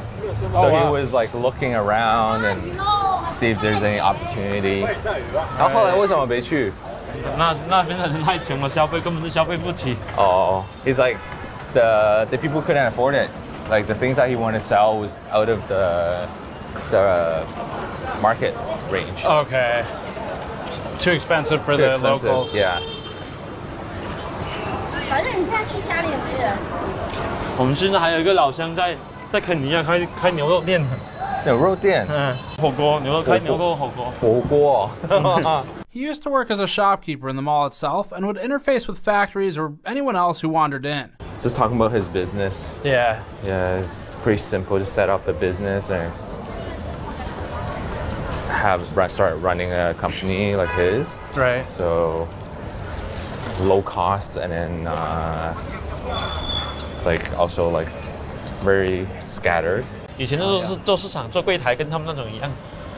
He used to own a shop in there. Oh, really? Yeah. 这边是卖电子的 IC 的啊，这边就是卖手机配件。所以这边是 IC 的啊，这边是。Hello。哎呦。在市场。你觉得他们在乎我们拍吗？应该不会。OK。不可以拍是吧 ？OK。那就不拍，就是让他不拍就好。我逛过去就好，不拍。OK， 好。那方便。You can put it down to the side. Did they let you do it last time? We snuck around them Oh, last really? time. Yeah, we looked for them, then we went around them. Oh, wow. These days, he's closed shop and is a buyer instead. He mostly takes orders online, doesn't keep much inventory, and just walks across the street when an order comes in that day. It's basically like a concierge GPU pickup service. 卖显卡。4090D，4090。卖显卡的。所以你有客人想要这种 GPU 的时候，你来这里对买的吗？对啊，他们给你特色的价格吗？都差不多市场价。Okay. Because you can just come here and pick up your stuff, and then once you get an order and just, Right. once you get the order online, then you pick up the stuff Come here get it, and yeah. sell it. So he doesn't have to actually put down any of his own money to keep stock. Okay. This I think I've been to before. 这是帅哥嘛，卖笔记本啊，卖电脑啊，这门是。另外一层就是显卡 guard camera down. 所以你在这里有最喜欢的商店吗？我没有。以前矿机的商店基本上都矿机 BT miner。BTC miner. BTC miner. Okay. Mining. Vincent did what we soon learned he does best, which is connect us with people. He brought us to a friend of his who sells Bitcoin mining hardware and GPUs. 他们这种是做自媒体的，不是现在跟他们搞试试看的，他们在老外玩自媒体怎么玩。Hello。哎，你好。英文讲那么好？没有啊。你有5090吗？5090有吗？就是好奇经常多少钱？This is where we learned the relationship. She thought he was bringing us here as customers, so she didn't want to share his cost with us. She said it's up to him to tell us what the price is, and then she'll tell him the cost. 我等一下我发给他。你直接跟他说是没事的。我看一下帅哥的。Okay. Yeah, A1000. What? A1000. 现货多少钱？ Where's that?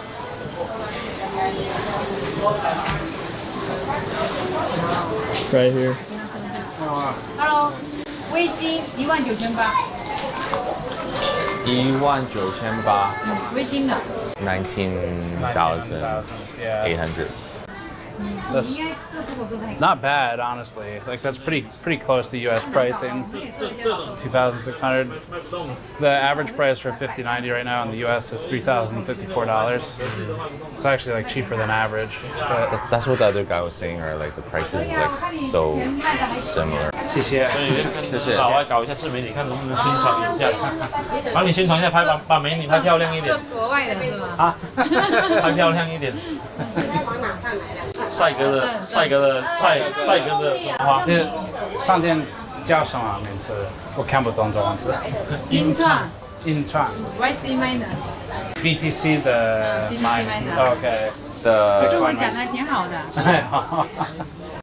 他们有做矿机吗？他们是做自媒体的。Like with other interviews, we learned that people rarely want AMD and basically nobody wants Intel. 华兴，什么显卡最好卖呀？5060吧。AMD 呢？他们的话，我想一下，Intel 嘛 ，Intel 6580占比不大。把它拍帅一点啊！去美国打个美国妞。好，谢谢。谢谢。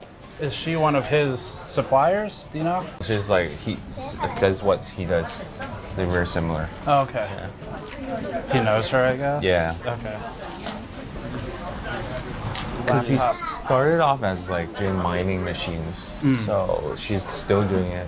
We told Vincent that we were getting ready to travel 6 hours north to check out a GPU repair shop that buys small components for not only repairing broken video cards to keep them in service, especially the expensive banned ones, but also modifying and building new video cards that NVIDIA doesn't make. He said he had an idea for us. IC 的市场，IC 也没啥好，没什么好看。He's like nothing special, but we can go check it out. Yeah. 就保安嘛，保安。 Protect peace. 保安，安静的 Yes. 保护的保安 protect peace. Protect peace. That's my translation. I don't know if it's right. It is exactly. 这里也是 IC 嘛，就是一些 Okay. 配件啊。That's like finished goods, and this is like pre-assembled. Okay. This is it. Cool. Wow. I don't know what I'm looking at. The ceiling just says New Asian.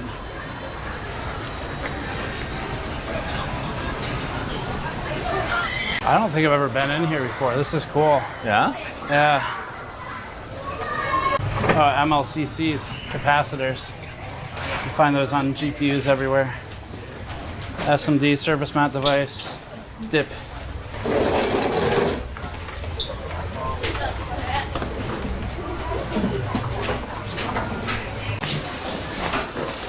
Wow. 準備回撈而家播咗呢，人家拍宣傳片而已。是坐，没事的。你是他的客人吗？我堂弟。你好，你在这里卖什么？做这个IC 吗？哎，IC 哪种？大部分都有。OK，过。啊，你中文说的这么好。哎呀，谢谢。在这里工作多久了？在这里？对，在这里有10多年了。Okay, cool. 在这个地方。So he's their relatives? Yeah. Okay, cool. 堂弟 is one kind of relative. 这堂弟是你爸爸那边的。我爷爷的爸爸的兄弟。你爷爷的爸爸的兄弟。对。No, they start selling on like across different platforms. Like so, it's more like e-commerce. Okay. Do they sell on Alibaba also? 所以都有阿里巴巴都有淘宝淘宝速卖通要不要试一下？我不抽烟。你抽。但真正的说采购是工厂。加工厂也有啊，代工厂也有。所以你的客人就是不会那么散，就是你如果是工厂跟你下单的话，我的客人是比较散。比较散。哎，我的客人比较散，因为我什么课都有。因为你是在各平台嘛，像这些都是集中一个地方给他们采购的。哈，明白吗？感觉好像不是很明白的样子。我这里是集中这个地方给他们去。这市场啊，这市场。哎，兄弟。谢谢。You know, 兄弟 means. No. Brother. It's like brother. Yeah. 兄弟。而且咩嘅比卡嘅。This is like a central place for a lot of factories to come buy stuff. Okay. So, like, you know, all the vendor suppliers are here, so they just come here and grab this from this guy, grab this from this other store. 工厂啊，主要是工厂。工厂 factories. 然后零售、维修啊。Repair shops. 维修的。工厂的，比如说 SMT 的吗 ？SMT 知道吗 ？SMT。你唔是啦嚇，速成做啫咩？做咩㗎？貼上清喎。哦，貼上清。貼片廠。我 try。Yeah, everything is sold online. Yeah. 所以你会过来看一下。对，但是对啊，就是网络下单为什么要过来这边呢？那你肯定要过来看一下。你看一下你。这是有没有这间店那样子吗？实体店啊，或者说你这个环境怎么样？哦，都可以。所以他问我主要做什么，我什么都有，什么都有接触。明白这意思吗？所以我不是说主要做一个品牌一个东西。我知道，就是因为它 IC 这种还是太多了，太多了。你喜欢你的工作吗？我喜欢我的工作啊，这是我肯定喜欢。放心啊，中国人90%以上都喜欢，我估计98以上都是喜欢他的工作，只要他能为他挣钱了。对，有挣钱就喜欢，赚钱就喜欢，不赚钱就不喜欢。不赚钱就换掉嘛，就是不赚钱太累。What's he saying? So as long as they make money, they will like it. If they don't make money, then look for something else. 所以呢，中国人的思想跟外国的思想完全不一样。我们是根据我们挣钱去为了生存而去干，他们是为了他们兴趣去干嘛，是不是 So he's saying it's like Chinese are different from Chinese is like it's more practical. 中国太累了，真太累了。 Vincent's cousin connected a missing link for us. People like him selling FETs, inductors, capacitors, resistors, MLCCs, and so on for repair shops can help to supply the parts needed for upfit or modifications. For GPUs, someone doing this kind of work but specializing in video cards might source additional VRAM, for example. He told us about how 5090s are easy to get because the local factories supply them, matching Mr. Five's comments earlier. Some of the sellers here told us that they're capable of sourcing devices like A800s or even A100s. They just didn't have them on site. They have them in a more secure spot. That's because there's a separate area for the warehousing. Unfortunately, we learned where they are from our new friends in SEG. Like every other link in this chain, we're getting closer to understanding the full story with each person who pours some tea for us. 感谢，太感谢了。没有在这个才有空来喝茶才好。最喜欢聊天。Why do you say cool? He likes chatting or hanging out. 对，因为跟不同文化的人交流一下，可以接触到不同的那个，像一些文化方面的交流。He was like they enjoy chatting with like different types of people, like just to like learn from different culture, and they really enjoy that. So we agree, but it was time to head back because tomorrow we had a morning to kill.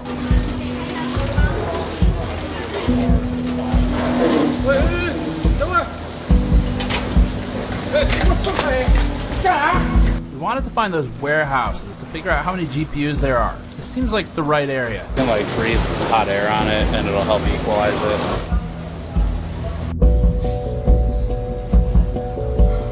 We only had a couple hours before our high-speed rail appointment.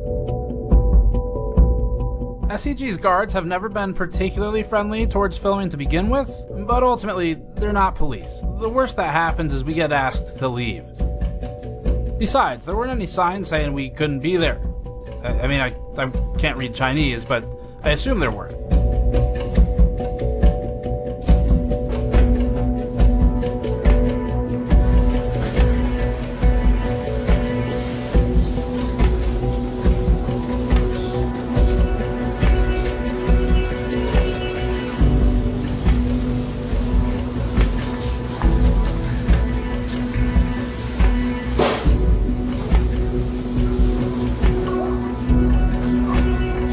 Freight elevator looks promising for the warehouses. Yeah.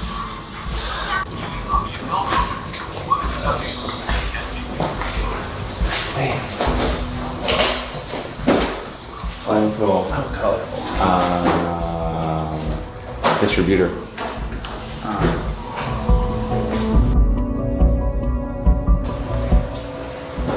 What you were thinking? I was thinking of like like the States, racks and racks, like Costco. I was imagining that. I think we got our GPUs to the left and these cartons. If they don't have it, they come here and they buy it from these warehouses which are on the upper floors in the building. They just have a carton. There's like probably a dozen tall and about the same deep cartons where each one should have 5 or 6 cards in it. And then all those feed into Saiga and they get distributed to the Alibaba sellers like Vincent and then get sent out from there. So it's a lot of GPUs. Not all of them are banned, but I did see a couple 5090s. So. motherboard. Yeah, motherboard. Yeah, I just didn't expect this. It was this like kind of secretive. Yeah. A little bit more mysterious. No lights. No. The perspective is amusing. From the perspective of the United States, this floor is filled with highly illegal items. They didn't have export licenses. From the perspective of people working here, this is just their job. It's not shady. It's not some subterranean refuge of firearms. It's just a poorly lit warehouse, like any number of other warehouses around the world. But the perspective of the American government here would be different from people working here. They just want to sell these things and go home. On the other hand, from the perspective of the people working here, we're the shady ones. Walking around filming and specifically trying to not draw attention is not normal. We're just noticing how nobody cares that we're here. It's just like, nobody gives a shit. And that is called foreshadowing. It's all individual companies, all these doors are different warehouses. Should we go up to floor 6? 6? So what you got? The feebleness electricity well. No idea. There's a couple GPU cartons in there too.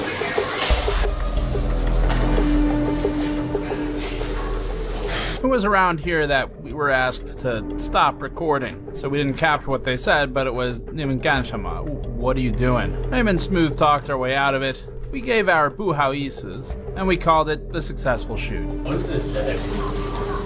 They're like, you can't record in here. It's not like you have to get permission to record here. So we're just documenting what we're seeing, just for fun. Travel vlog. Yeah, travel vlog. Travel vlog.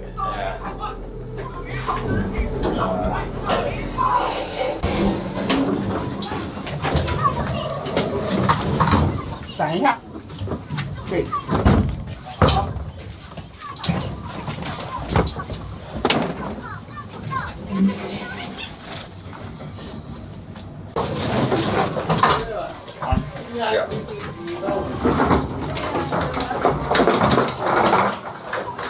Raymond, we got kicked out.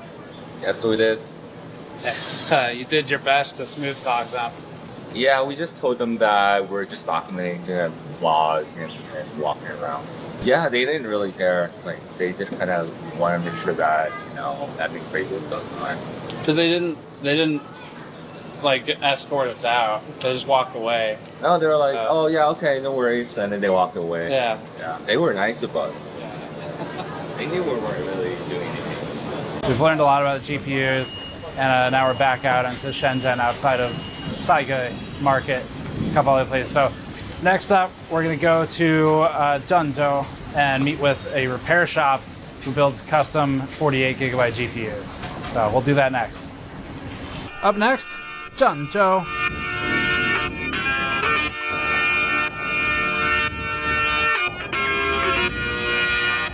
We regrouped with Raymond and left Shenzhen, and we headed to the biggest train station any of us had ever been in, Shenzhen Bay, which is a high-speed rail station. For the journey ahead, we had a 5-hour, 50-minute, extremely comfortable high-speed rail ride up to Zhengzhou.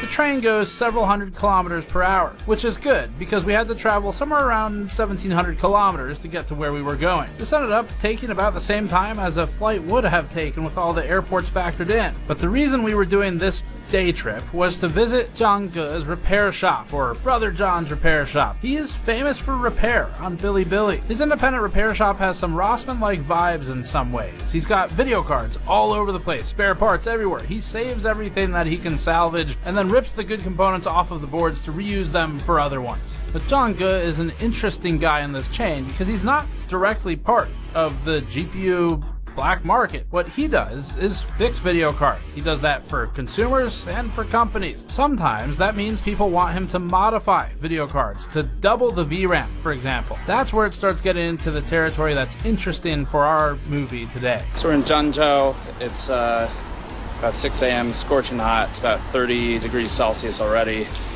and just got breakfast. Now we're going to see our repair shop guy, check out the 48 gigabyte GPUs and see what he knows about the AI GPUs and how they get in. It's real fucking hot. We're just walking on the road to get the car. This is how you do it here. Or at least this is how Raymond does it here. I don't know if that's how you're supposed to do it. Okay. All right, so we are at John's repair shop. He's up there right now working on GPUs. You can see him in the blue vest. We get a pan up there. So we're gonna go in and work with them on counterfeit GPUs and 48 gig 4090s.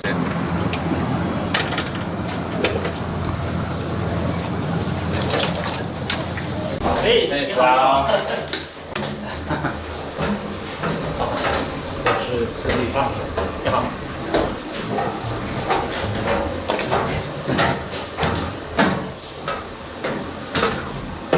这是泰南。你好，你好。这是 Raymond。你好，你好。翻译的。好。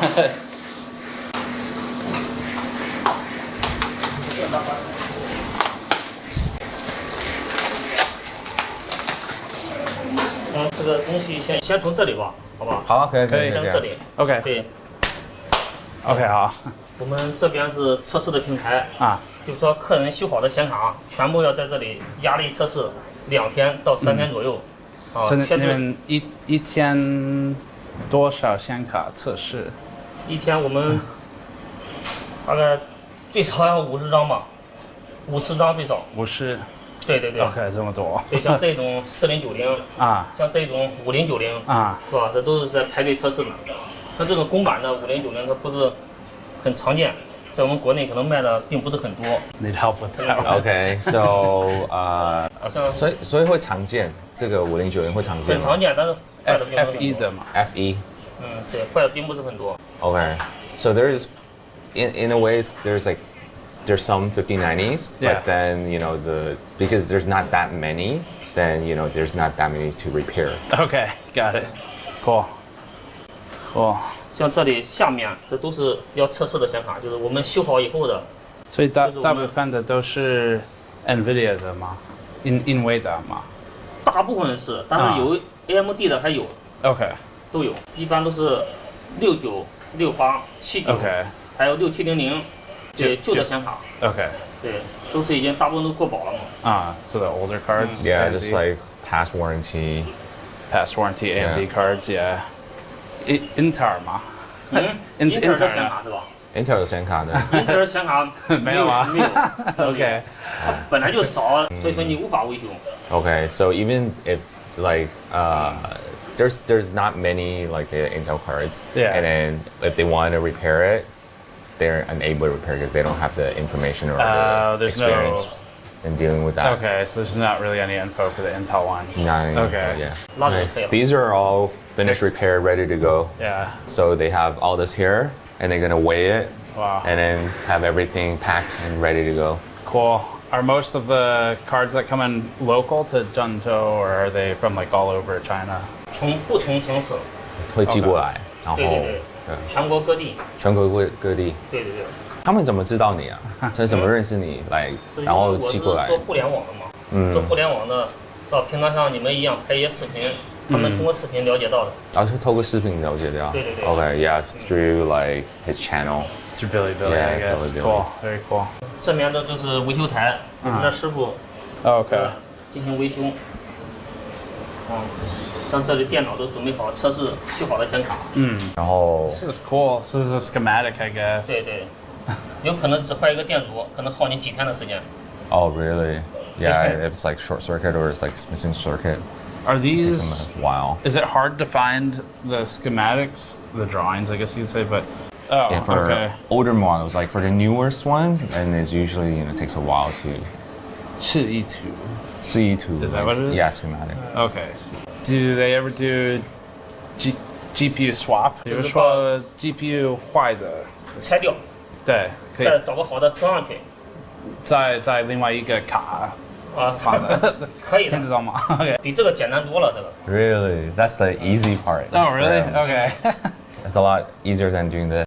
Okay, so this is actually one of their main fixes. Swapping the GPU. GPU. Cool. That's what happens Okay, cool. after a long time usage.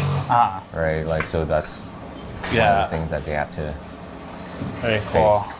We spent another 2 hours touring Zhangge's shop. It's pretty amazing. We actually have a full separate video that we're gonna put together and publish. It's gonna take me forever to translate it. And we'll do that because we hit our stretch goals on the fundraiser for this movie, where we said we'll post a full separate breakout video just of his shop because it's so damn cool. But the real reason we're here for this specific topic today is to see how these cards are modified. Because if there's an export ban on GPUs going to China, then it becomes critical for China to be more self-sufficient on keeping those GPUs that they do manage to get in service. Most of the repairs are more typical things you'd expect of soldering. There's board heaters, soldering irons, surface mount components gathered from suppliers nearby, similar to the one that we saw in Shenzhen, and a lot of test stations. But one thing that's unique to China, and especially to this shop, is the ability to take an existing model video card and completely modify the SKU into something that NVIDIA doesn't even make. NVIDIA is intentionally restrictive with how much RAM it puts on cards. Part of that is to upsell people to more expensive model. Actually, that's pretty much all of it. That's basically why they do it. But at shops like this one, they double the VRAM on some of the cards that come through. It's a fully custom SKU. So we wanted to see if he had one lying around that he could show us, and he did one better than that. 你在这里有48 GB 的4090吗？我们可以现做。 They can make one right now. Okay. 对，我们可以现做的。Okay. Did you want me to make one? If he feels like it, if it's not too inconvenient. 所以真的可以现做吗？可以啊。可以啊。4090 48G 的，就是从24G 就是转变成48G 的过程。 我可以展示给你们。He could do the from 24 to 48 gig. That'd be cool to like see. Right now. Yeah. Yeah. 很简单的。可以啊，可以啊。可以吧？可以，感谢。可以。来前进。 So I think we're gonna make a 48 gigabyte 4090 right now. I think that's what's happening.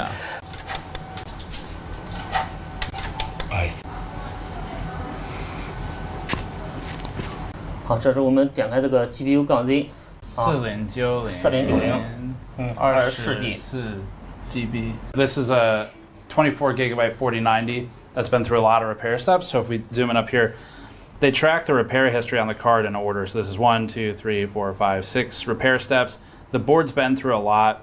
It originally didn't work at all, and then they had a memory problem. They had some other problems in between here, and now it's actually working. I think that's what that OK is.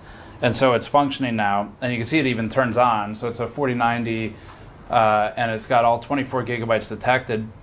But because this board has been through so much, how you call it, like trauma or something from repairs, it's going to be better to harvest the expensive components and put them on a new board, so they don't have to worry about if it's just going to fail again in the future from something else. So I think the next step is maybe going to be to put the extra memory on it, to go to 48 gigabytes. So, okay, 好，谢谢。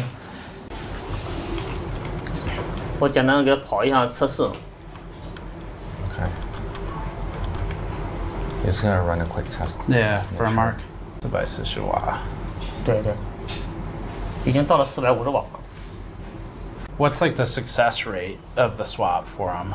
那你换掉的时候，那个几率高吗？就是那个成功率。 成功率能占到99%。哦 ，OK， 哇。对，但是就怕那个1%。Okay, yeah, there's still like a 1% chance. That's really good though. I mean, yeah, that's impressive. 好，这时候我关掉吧。Cool. 关掉以后，咱们就把它拆掉。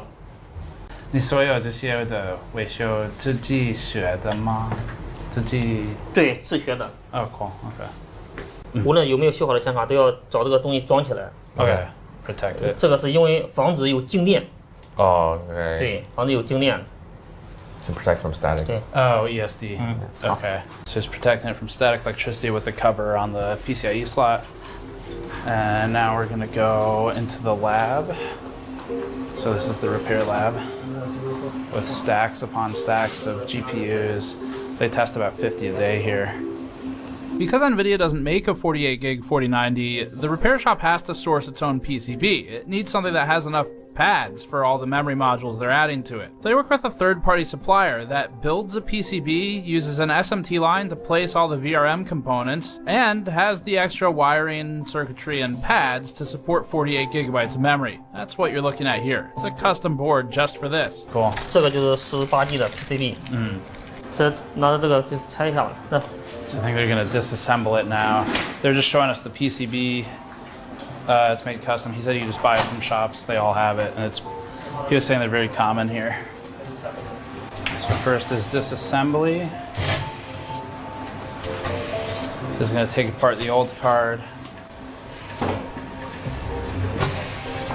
So what did he say? Sometimes people buy like 10 or 20 at a time or something? He gets a 10 or 20 orders at a time. And then that was like numbers or model. Yeah, for AI. Yeah. Running like running models or whatever they're doing. Does NVIDIA care? Yeah, does he think NVIDIA cares that people, because this isn't an official SKU. Right. Not that he should, he has no reason to care, but. Yeah. 那个原厂啊 ，NVIDIA 他们啊，就是他但是也不会说，哎，你们不要这样子啊。应该不会吧？应该不会，应该不会。They can't do anything anyway. And it's aftermarket. Yeah. It's kind of like sweeping up your car. Right. Sometimes NVIDIA blocks stuff. Okay. Like they'll do something in the firmware, the BIOS, to specifically try and like block a modification. How long does this step normally take? 这个常常需要大概多久了？5分钟。对，5分钟就可以做了。比较快。So you're going to heat it up right now to 260 degrees Celsius. This is really similar to what we saw with EVGA. And just blasting the GPU with heat. Takes about 5 minutes, and then he'll be able to pull the steaming GPU off. All right, so now he's pulling the GPU. It's going to happen really fast. He puts it on just a metal stand.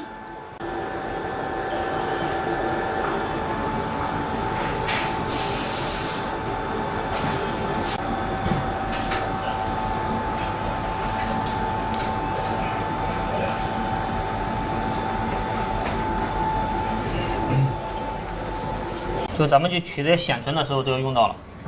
所以 memory. So now they're using a board heater. You can see that there's a temperature reading on the front, currently at 133 Celsius. It's going to heat the board, and then he's going to use the hot air station, which is up and right underneath a benchtop power supply. So that hot air station will be used to heat pinpointed memory modules and remove them without risking damage to other components on the board. And so this is what Louis Rossmann was talking about in our video about tariffs previously, the thing he sells, similar. So they keep the original memory modules, so he's going to pull these and keep them. And then they also have new modules they bought, sounds like just from Taobao basically, it's a retailer here. And they're going to add those to the board. So they can double the memory capacity.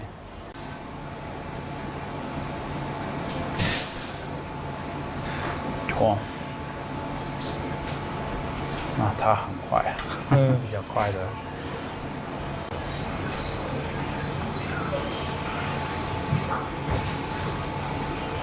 Wow. So the board heater's at 320 degrees, and the hot air station's at 396 degrees Celsius. 好了，这第一道工序就完成了。完成。接下来我们就把这显存核心给重做一下，放新的球。This part is done. Okay. So right now they have this template for the solder balls. So this guy is currently, he's cleaning it, looks like with mostly rubbing alcohol. That's a cool dispenser.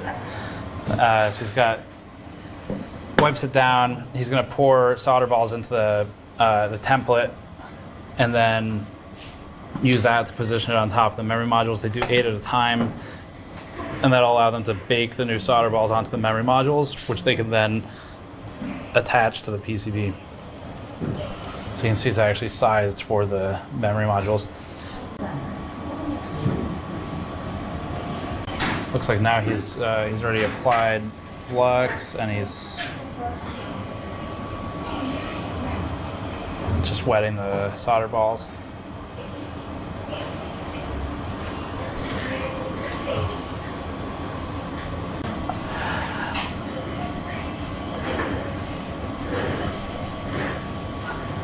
Okay, so now he's using a wick.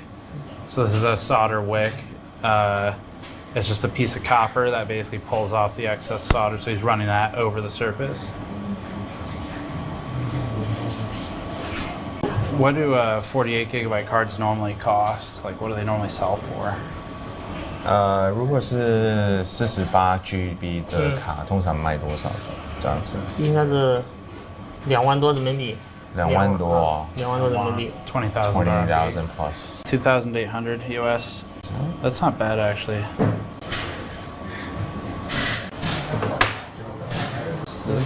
直球，对吧？ The soldering ball? Yeah. 刚刚那个叫什么？那个什么球？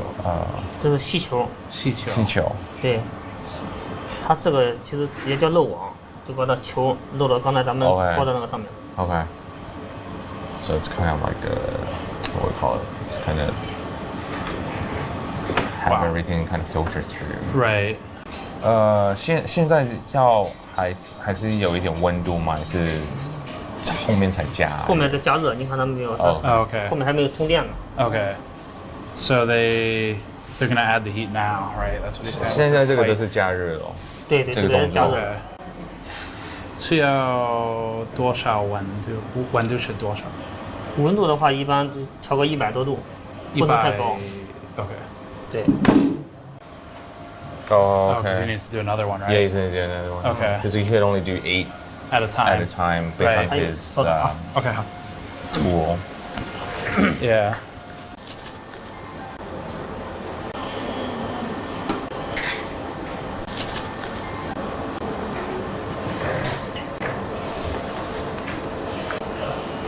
Now he's adding heat, so the hot air station is currently running at 390 plus or minus degrees Celsius. He's directly applying heat to the surface, to where the solder balls are, and then he's got the memory modules themselves heated from underneath by a hot plate. So the hot plate's plugged in, that's running at 195 degrees Celsius, and now he's just holding it down while he presses it into the hot plate.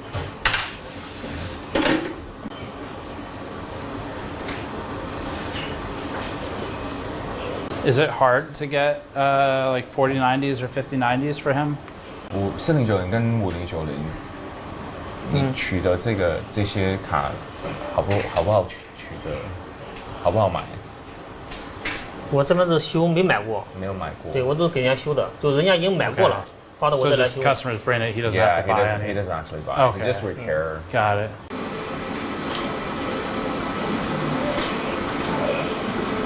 It's just so crazy to me how like there's a couple shops in the U.S. that can do repairs, but they don't really do like this level of repair. But I don't know of a single shop in the U.S. that does like the memory modding.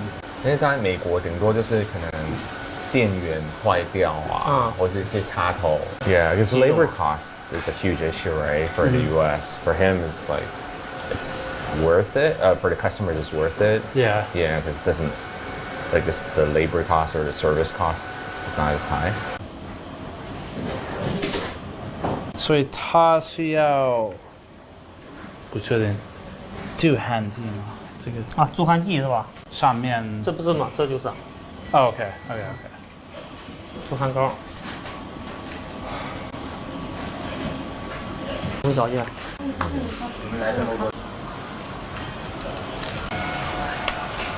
So next stage, at this point, they've reballed all of the memory and the GPU, and now he's cleaning the surface of it to prep it to mount to a new PCB. We saw the new PCB earlier where it's a brand new custom PCB they just ordered from Taobao, which is the retailer. It's adding flux now. Louis Rossman says you can never have enough flux. And so that's going to help it when he melts the solder to apply it to the board. Another custom, so there's a custom template, just like for the memory. He's going to apply that to the surface. And now he's got a tray to catch the excess. And he's going to just, yes, basically like sifting for gold or something in sand. So he's sifting it. Wipe off the extra. And then carefully remove the template while leaving them all in place. And they should be held in place by the flux. So this is a jig to hold the GPU in place. I guess the question is that to protect the GPU from the heat? 日版中间那一片那个铁的那个板子啊，是用来保护那个核心的是。对对，要不然的话，晶体都挨着那个。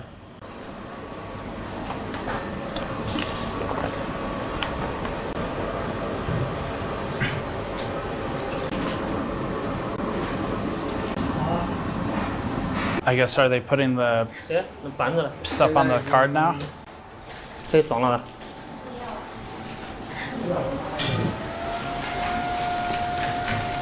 This is a new one.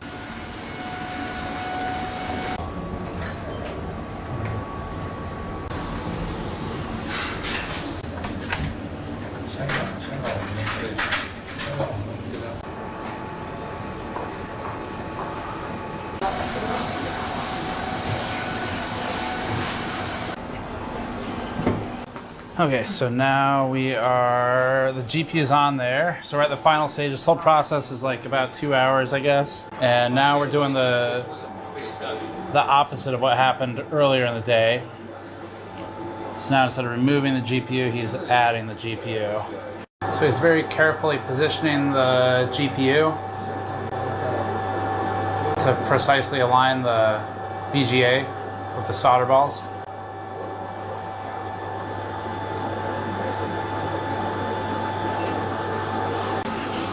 And now he's left the room, so I guess Tannen's going to take over from here. Interesting. So it looks like he's starting to reach steady state on the temperature, a couple hundred degrees. Ton of bubbling going on at the edges, but they're just baking the GPU back on. So at this point in the process, the PCB has been swapped. The PCB already had all of the VRM components and the I/O populated, 12-volt high power. And now they've added new memory to the front and the back. One's got reused memory, one's got brand new. And then the GPU's been pulled and swapped and is now being remounted. They're telling us that this is a 99% chance success.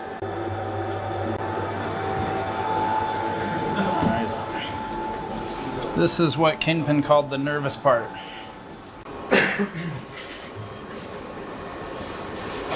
Okay, so he's gonna cool it off with the fan.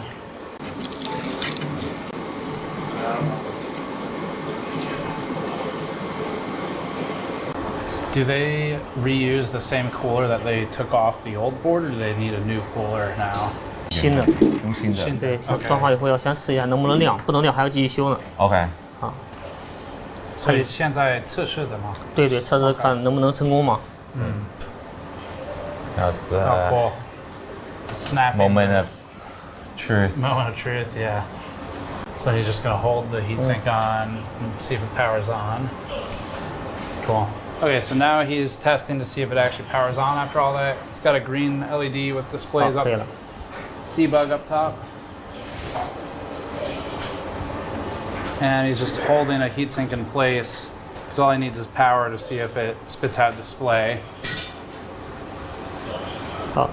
We got display up top, so it is functional. Now it's just a question of everything detects. I don't know. No. We're lucky. It's like usually it doesn't turn on the first time. It's a while. They know we have a train to catch. Yeah. Does he know, do the customers who buy these, do they mostly put them in servers? Yeah, it's like if the customer buys more like multiple units, then it's probably like, server. Yeah. Yeah. That's why the blower fan would be better for servers because they pack them in so tight. I was just asking if they have different choices for the cooler, and then they're like, there's only one.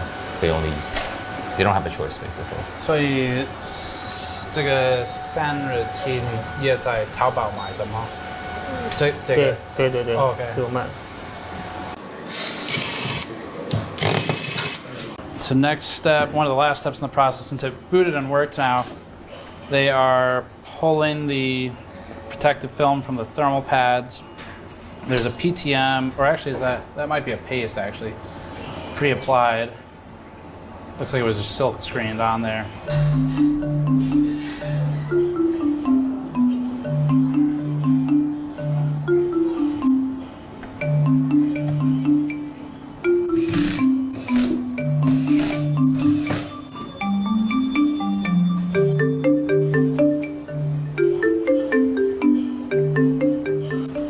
Looks like it works. So within 2 hours, start to finish, we have a working 4090 48 gigabyte. At the beginning of this process, the card was working, but it had been through so many repairs that it was very likely it'd break again at some point from something they couldn't really predict. First of all, from a waste standpoint, it's just way better to figure out a way to save that card because the PCB is kind of the least valuable thing in all of that, and is also the least precious of the resources. Being able to save the silicon that's in the memory and in the actual GPU itself, that has a lot of value, but especially has value in China, where they just don't have as much supply. Even though the supply looks pretty damn good from what we saw, it's still intentionally restricted. So purely from the perspective of the people living there, not only is this better than what NVIDIA shipped to begin with, and really not that far off in price when it was at its most scalped, it's also just a good way to kind of keep the silicon in circulation even as things like MOSFETs, capacitors, or PCBs die. The silicon tends to be pretty resilient, and it doesn't really die that often on GPUs. So what this tells us is that this is maybe an alternative method to getting more GPUs into supply. If they take the broken boards and then put functional silicon back into circulation, it's a certain level of ingenuity, and there aren't many places that are set up to handle it. Brother John's shop is impressive. We're excited for the whole separate video on that. After finishing at the repair shop, we rushed over to the high-speed rail, spent 6 hours traveling back to Shenzhen Bay, adding another 1,000 miles or so to our travel log here, and then we took a car over to visit this guy. He calls himself the Chinese Eminem. Eminem in China. So me! This is Joe. He works as a creative director of product at the video card manufacturer Yeston, most famous for their waifu video cards. You know the ones. Yeah. I'm his father. She's father. She's father. Yes, you're she's father. Yeah, we have husband. Anything else you want to talk about on camera? I think we got it all. Support GamersNexus. Support Jesus. 电子耶稣. Yeah, I also have a same nickname. Which one? Yes, 猛男 of Yeston. What does that mean in English? Yeston's tough guy. Tough guy. Yeah. All fours, I will put your head on the ground.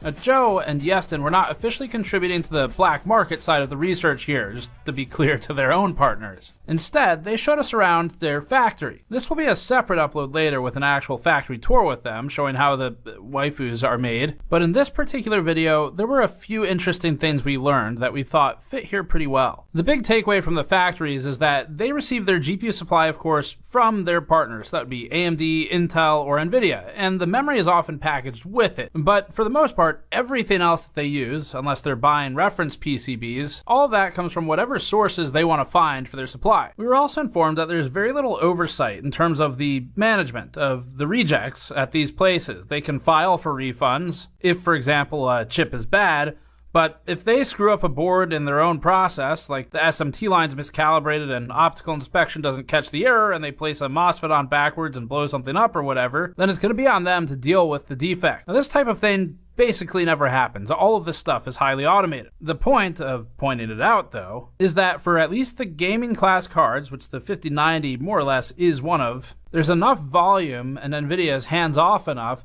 that it would be pretty easy to make these disappear. The biggest reason for this is that there are partners for the 5090s. It's not like a card that only NVIDIA makes, such as the RTX Pro 6000 and the Blackwell edition. And since there are partners, NVIDIA is only tracking when they sell them the GPUs. They don't necessarily keep tabs on where those get distributed once they're done being manufactured. So for this reason, if a factory wants to just sell it domestically in China, and they think they can get away with it without being added to the entity list, which it's very likely would kill their business with NVIDIA, then they can go ahead and sell them domestically. That might be how some of these trading companies get a hold of them. It's an easier way to make them disappear than through channels that are more publicly visible from NVIDIA and government. Now, Yeston doesn't make 5090s, but the processes they taught us about illustrate how that could happen. As for the server-grade solutions, there are manufacturers for those that are pretty tightly controlled. Basically, the silicon is made in Taiwan. It's shipped to wherever it's going to be assembled. Almost all of the other components are sourced in China, and as a result, it's easiest to keep the whole supply chain there, including the assembly. And the assembly involves the same stuff you're seeing for the lower end cards and the AMD solutions we're looking at from Yeston in this factory line. They use surface mount technology, or SMT lines, with conveyored inflow of PCBs, reels upon reels of components that are placed smallest to largest, with the most valuable typically at the very end, that'd be the GPU, and then manual placement for heatsinks. There is often manual assembly, even for NVIDIA's high-end stuff. Although we can't show you that here, we have seen it being made. That's in different factories. And at the end of the process, it's possible they find a defect. Again, Dr. Vinci Chow had one, where he has a broken link on his board. There's a good chance that stayed in China and never left. If it was reported as a defect to NVIDIA, then it may have effectively just been written off and considered trash. But after seeing how a highly skilled group like Brother John's repair shop a second ago can just repurpose all those components that are still good, you could see how there would be value in figuring out a way to make that board disappear, even if it's supposed to be in the trash. This comes back to NVIDIA's turning a blind eye, because they'd eventually notice it from the serial number popping up somewhere, but maybe they choose not to. And besides, once someone has it, especially in China, there's not a ton they can do anyway. That's a look inside the manufacturing process, which we felt was an important piece to this story. Let's move on to the next stop. My favorite place to go in the world, Taipei, Taiwan. Most of our stay in Taiwan was for other stories. However, we did accidentally unturn one stone with something interesting under it. We can't show any B-roll for this because we do protect sources, so we're just showing some other footage instead. A B2B company in Taiwan noted to us that it's commissioned by Chinese companies to import servers for pre-testing and pre-assembly and setup steps.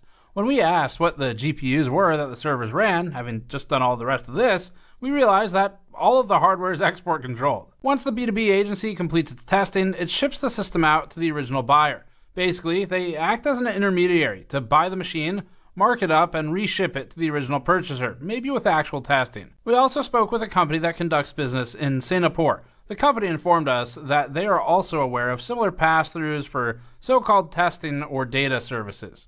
Our last link in this chain is actually the first. The smugglers bring it full circle, and the smugglers themselves also put us back in the United States. We didn't think we'd be able to find someone doing the dirty work here, but in the final hours, a viewer had a lead. This led to about a 12 or 16 hour production delay as we were wrapping the project, but as far as we're aware, this is the first content piece that actually features someone doing the highest risk dirty work. Everyone else we spoke to is in China. They're safe from US retaliation, but large-scale smugglers get arrested, fined millions of dollars, and can spend years in prison if they were really serious. A viewer contacted us to say that he'd connected with a traveling GPU buyer. The story went that this guy drives around buying specifically RTX 4090s. He doesn't care about anything else, including 5090s, because those don't sell as well to China. 4090s are ideal, he told us, because they can be modified into cost-effective 48GB models, like we saw at Brother John's shop. The smuggler was extremely open with us in text messages written only in Chinese, but wasn't open to us flying out to him. He did allow us to share this video of his car, though. The plug, as we call him, has an ATX test bench, motherboard, simple downdraft cooler, and a gigantic battery in the trunk of his Prius. He also has at least one spare license plate in the trunk, in addition to the one on the back of his car. We're not sure why, but Better not to ask. People like The Plug post on Facebook Marketplace and other common online reseller forums looking to buy GPUs, just like anyone else in your city would. The Plug offers $2,000 flat per 4090, doesn't matter which model it is. It's not a bad price. He told us that he then finds ways to get them into China. He recently was scammed out of $5,500 though of payments owed by a Hong Kong buyer, and that buyer resells in Hong Kong. He's been considering hand carrying the devices and luggage instead. Margin is slim. He makes just under $300 US per GPU profit. But that's before counting gas, potential hotels as he travels, and time. Our understanding is that some in his shoes will strip the GPU cooler off and ship just the PCB back to China, increasing their margin. Coolers are available in abundance where they're made, so it can be cheaper to do this than pay for the weight and the size. He sometimes buys entire computers just to take the 4090s out, as that's what the bounty's on. He then sells the remaining system back to whoever will buy it. He told us that 5090 prices in China are falling so fast due to oversupply, ironically, that he'd lose money reselling it to China and would do better flipping it to Americans.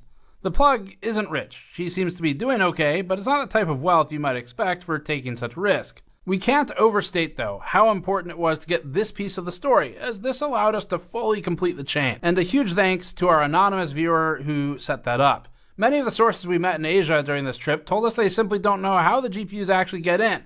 And now we know. People doing this on a small scale, like The Plug, are unlikely to be caught.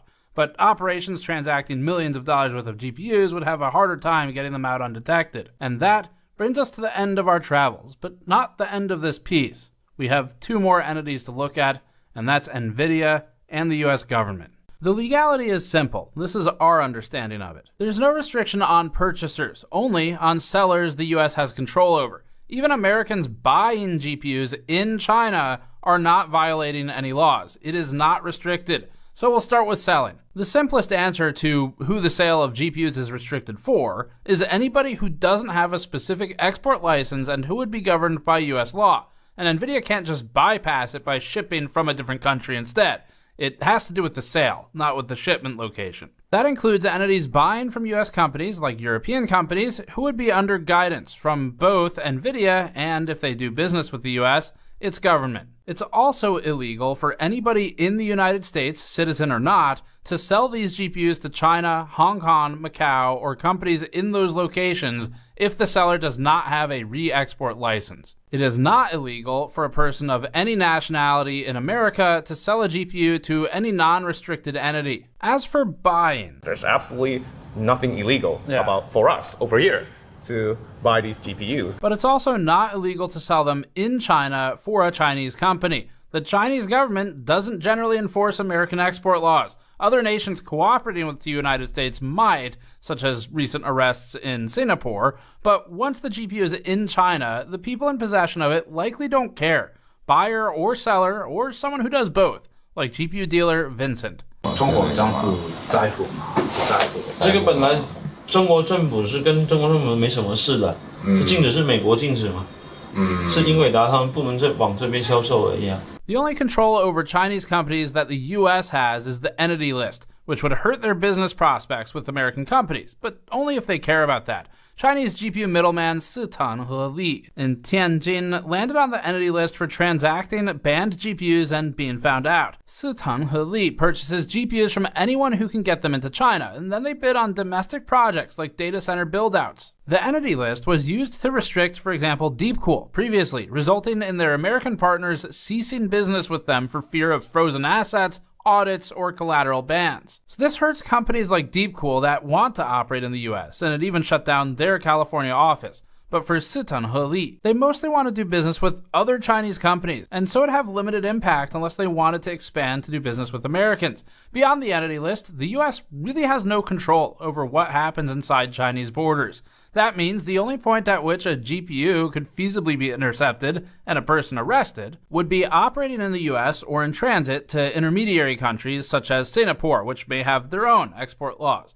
The people buying and selling them within China are not breaking any of their own government's laws, though. And so we come back to NVIDIA. At every turn, it really looks like NVIDIA is playing all sides. If there's enough money to be made, anybody is NVIDIA's friend. We think the story of AI GPUs has become a story of corruption between governments and the wealthiest company on Earth. For example, on April 30th, Amazon-backed AI startup Anthropic called on the US government to increase export control restrictions to China. As part of this blog post, Anthropic said the government needs to improve its export enforcement to reduce smuggling. The company cited examples of chips being smuggled with, quote, prosthetic baby bumps, end quote, and, quote, live lobsters, end quote. This upset NVIDIA, obviously, because NVIDIA doesn't like restrictions to making money. So NVIDIA shot back. Seemingly taking a page out of Trump's playbook, NVIDIA essentially called this fake news. Quote, American firms should focus on innovation and rise to the challenge, rather than tell tall tales that large, heavy, and sensitive electronics are somehow smuggled in, scare quotes, baby bumps, or scare quotes, alongside live lobsters, end quote. Except Anthropic isn't telling tall tales.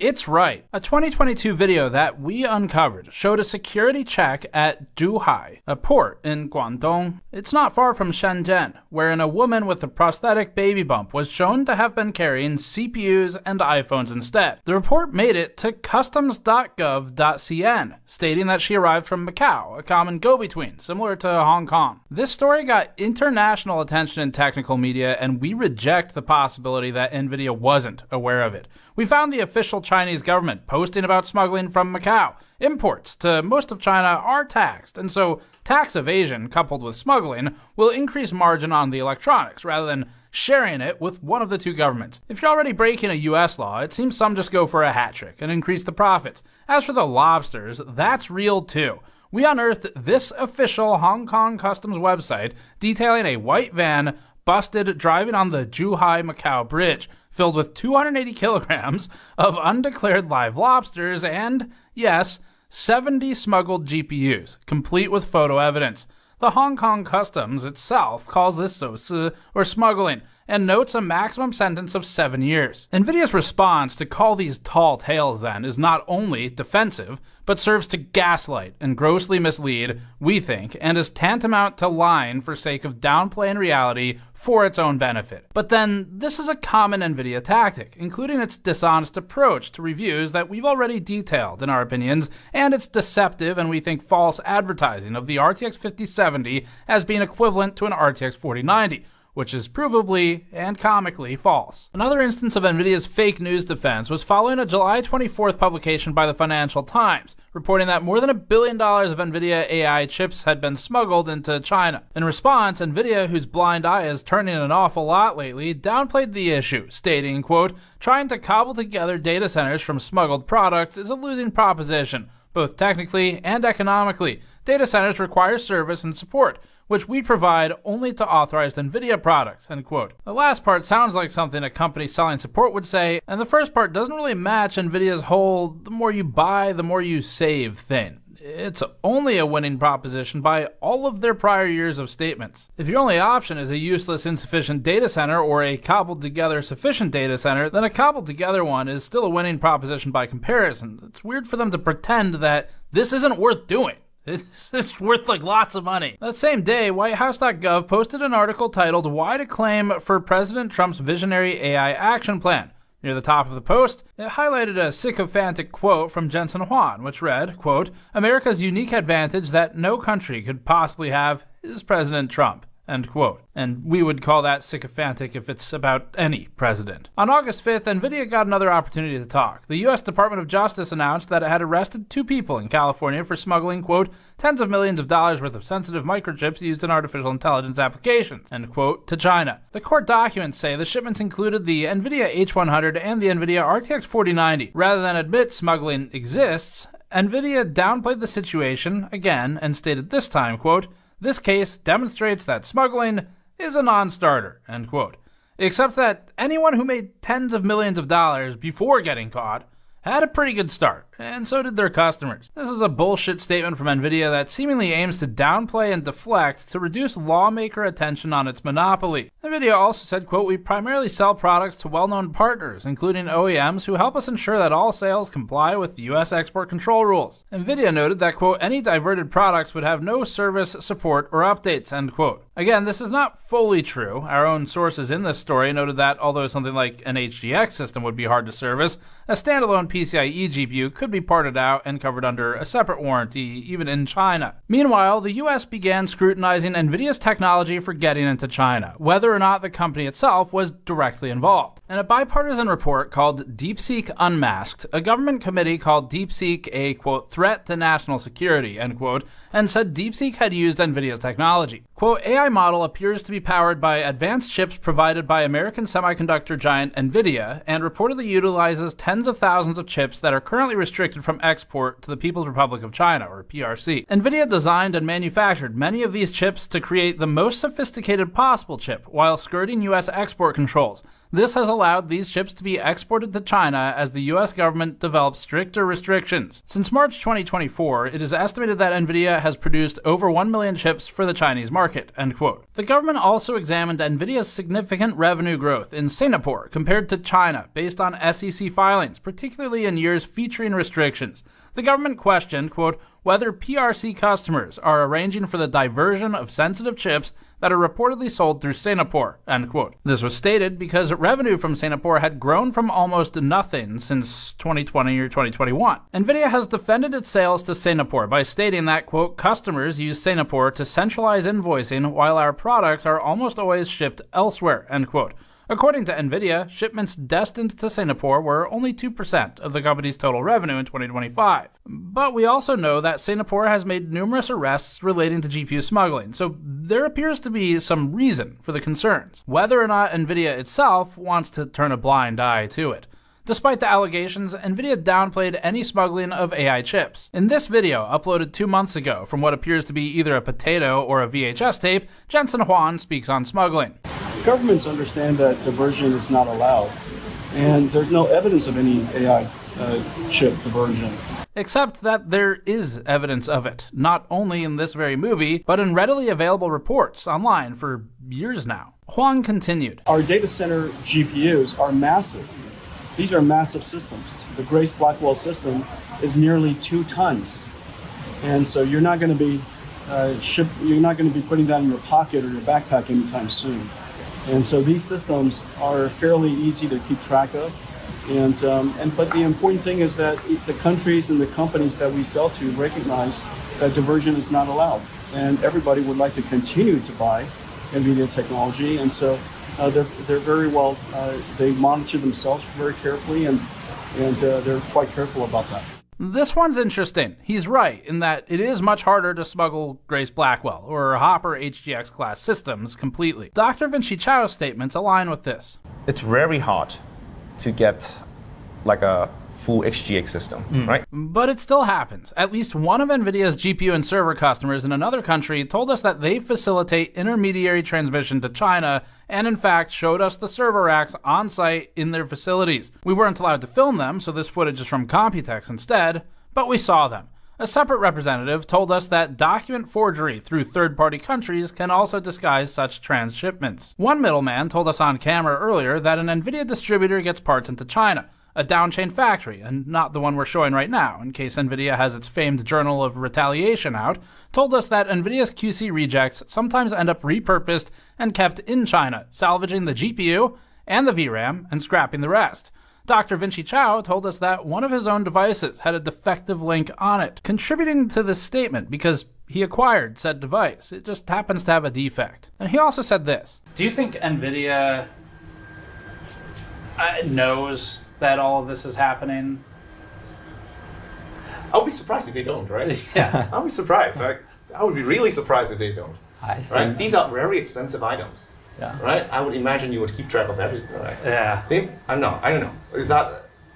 Yeah, it's hard to know what they can do, what they plan to do with all these defective parts. But I'll be very surprised that no one have ever thought of the possibility that if it's something so valuable, someone would come up with a use of Even of defective ones. Defective ones. Yeah. So, in one set of statements, NVIDIA says that smuggling doesn't really happen because the export controls work and keep partners in line. But in another statement, Jensen Huang called the US export controls a, quote, failure, end quote, talking out of both sides of his mouth, we think. He spoke of competing Chinese GPU brands posing a threat to NVIDIA. Quote, the local companies are very, very talented and very determined, and the export control gave them the spirit, the energy, and the government support to accelerate their development.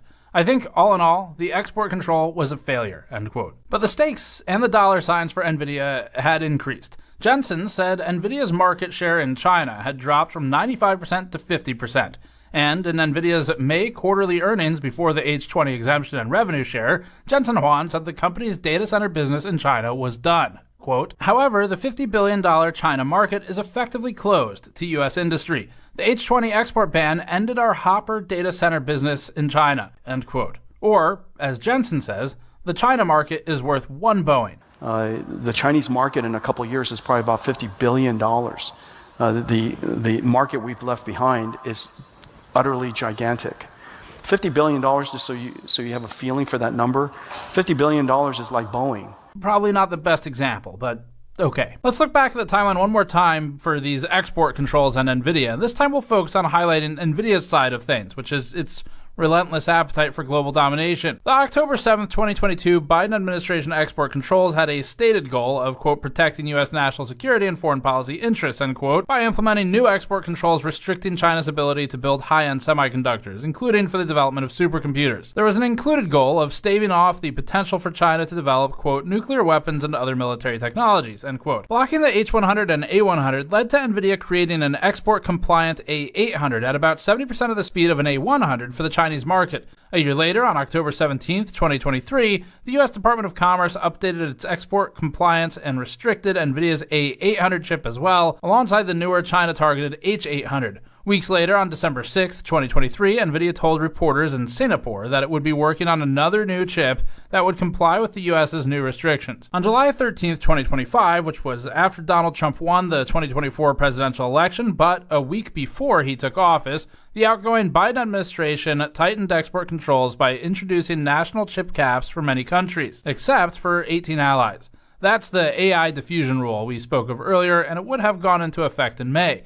NVIDIA, who had remained relatively quiet about the regulations up until this point, criticized the restriction and made an attempt to appeal to the president-elect, stating, quote, it makes no sense for the Biden White House to control everyday data center computers and technology that's already in gaming PCs worldwide, disguised as an anti-China move.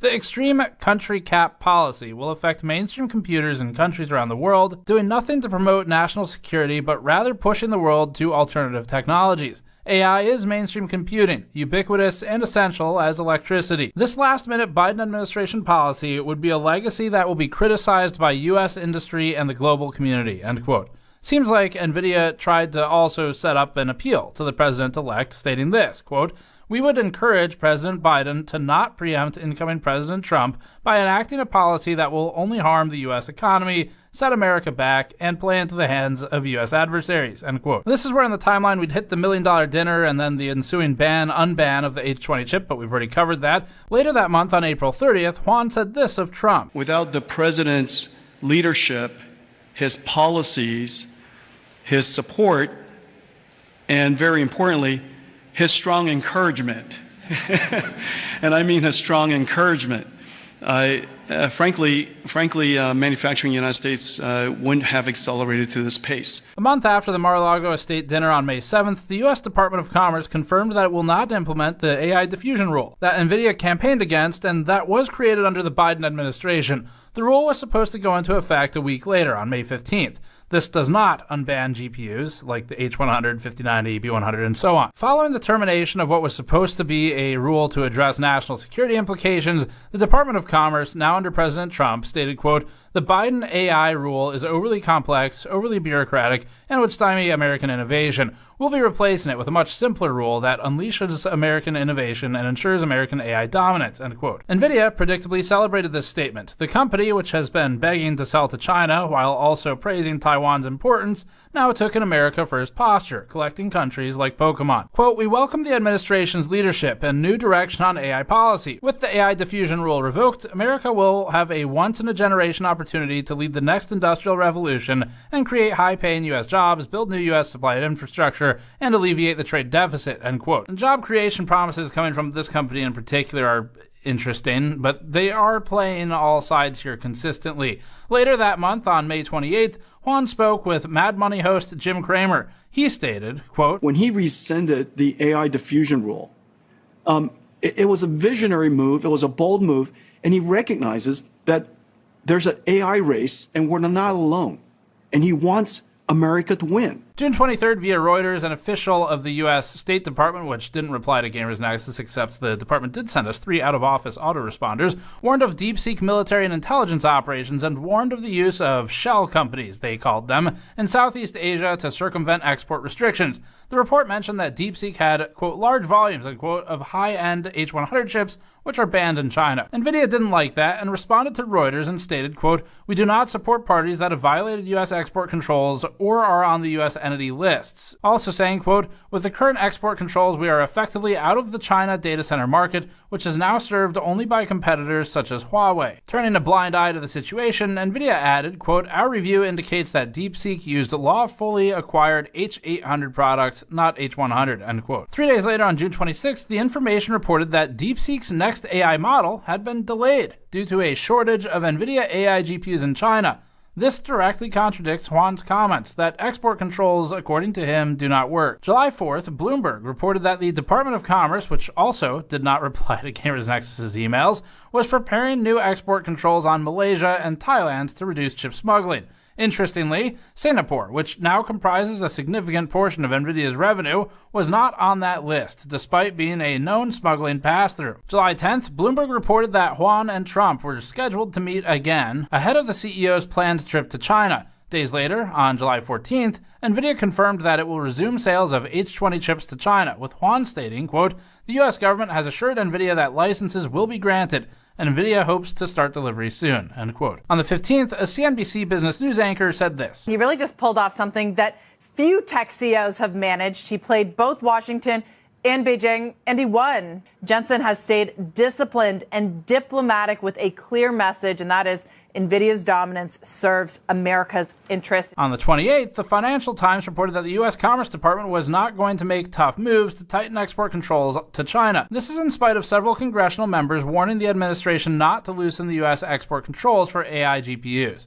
Several national security experts also voiced concern by sending a letter to the U.S. Commerce Department, which read, quote, "We write to express our deep concern over the recent decision to resume exports of NVIDIA's H20 chips to China. As policymakers and professionals with a background in national security policy, we believe this move represents a strategic misstep that endangers the United States' economic and military edge in artificial intelligence," end quote. On August 11th, we got the comments about the U.S. potentially allowing Blackwell chips to be sold to China as well for 30 to 40 or 50% of a revenue share, and that brings us to today. NVIDIA might have started off as a much more humble company, but it has become a savvy political player in a game that is seemingly pay to win. That seems only fitting for a gaming company to be particularly good at pay-to-win games. There's no one better equipped to play that game than actually the most valuable company by market cap in the world, now at $4 trillion, led by a man whose net worth is estimated at $148 billion. NVIDIA knows when to bite its tongue and how to effectively appeal to the ego of politicians of all parties and all countries. We think NVIDIA is playing all sides. We think it's greedy, manipulative, and carefully employs propaganda, such as its use of this fake news playbook for news which was literally reality. But we don't think NVIDIA has a particular set of beliefs beyond just making more money. We think NVIDIA will sell anybody out to make a buck. NVIDIA's in the big leagues now. It's not like the 1080 Ti days. Inside of 1 month, reportedly paying $1 million to a sitting president, after which followed the unlock of $5.5 billion of lost H20 revenue, followed next by a 15% split of that unlock going to the US government, is what raises these new questions of NVIDIA's integrity, but we've kind of already talked about that over the last year now. As for the actual black market side of things and smuggling, that was a cool story. This was like crazy exciting to work on. I loved actually being out in the field and meeting all these people. Like we set up some of it in advance, but a lot of people we met on the ground there, we were able to like actually get to the bottom of something. It's pretty cool.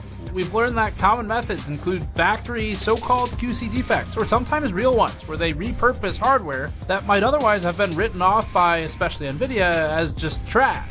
But people with the right skills can reclaim it. We learned about the other method of hand carrying items in, like with students or actual smugglers on the ground in the US facilitating the transfer of the GPUs. And of course, we learned about suppliers through third-party countries, among other methods. So we did answer the question that we had going into this, which was all about how these cards get in. Again, we loved working on this story and meeting all of these unique people. Each person played a key role in helping us find the next person and allowing us to complete the first public, on-record, start-to-finish cataloging of a smuggling pipeline for high-end silicon. Our sincere thanks to everybody who made this possible and appeared on camera with us, including our viewers who funded it. And a big thanks to my team working on this project. Vitaly, Andrew, and Mike spent about a month training Tan in how to use a camera, because we needed a camera operator for this trip, and he's a writer. Vitaly helmed overall production, organization of the files, and cutting of the 12 hours of footage initially. Andrew led the artistic efforts, worked on the new products, did the great scene transitions you saw, and general graphics. Tannen was on the camera, and worked with me in Asia for 3 weeks on this story, and during a lot of travel. Tim, on the team, handled the bulk editing of the informational sections and the timeline for this video. And Ben compiled hundreds of pages of research and worked directly with me throughout the process to figure out what the hell this story was gonna be. Thanks to Ryan for doing the black market logo as well, and all of the other contributions in between, like from Aaron Pauly and Matthew Kichihifi on some of the music contributions. Thanks for watching. Subscribe for more. We have more of these in the works. You go to store.gamersnexus.net to support this directly. Thank you.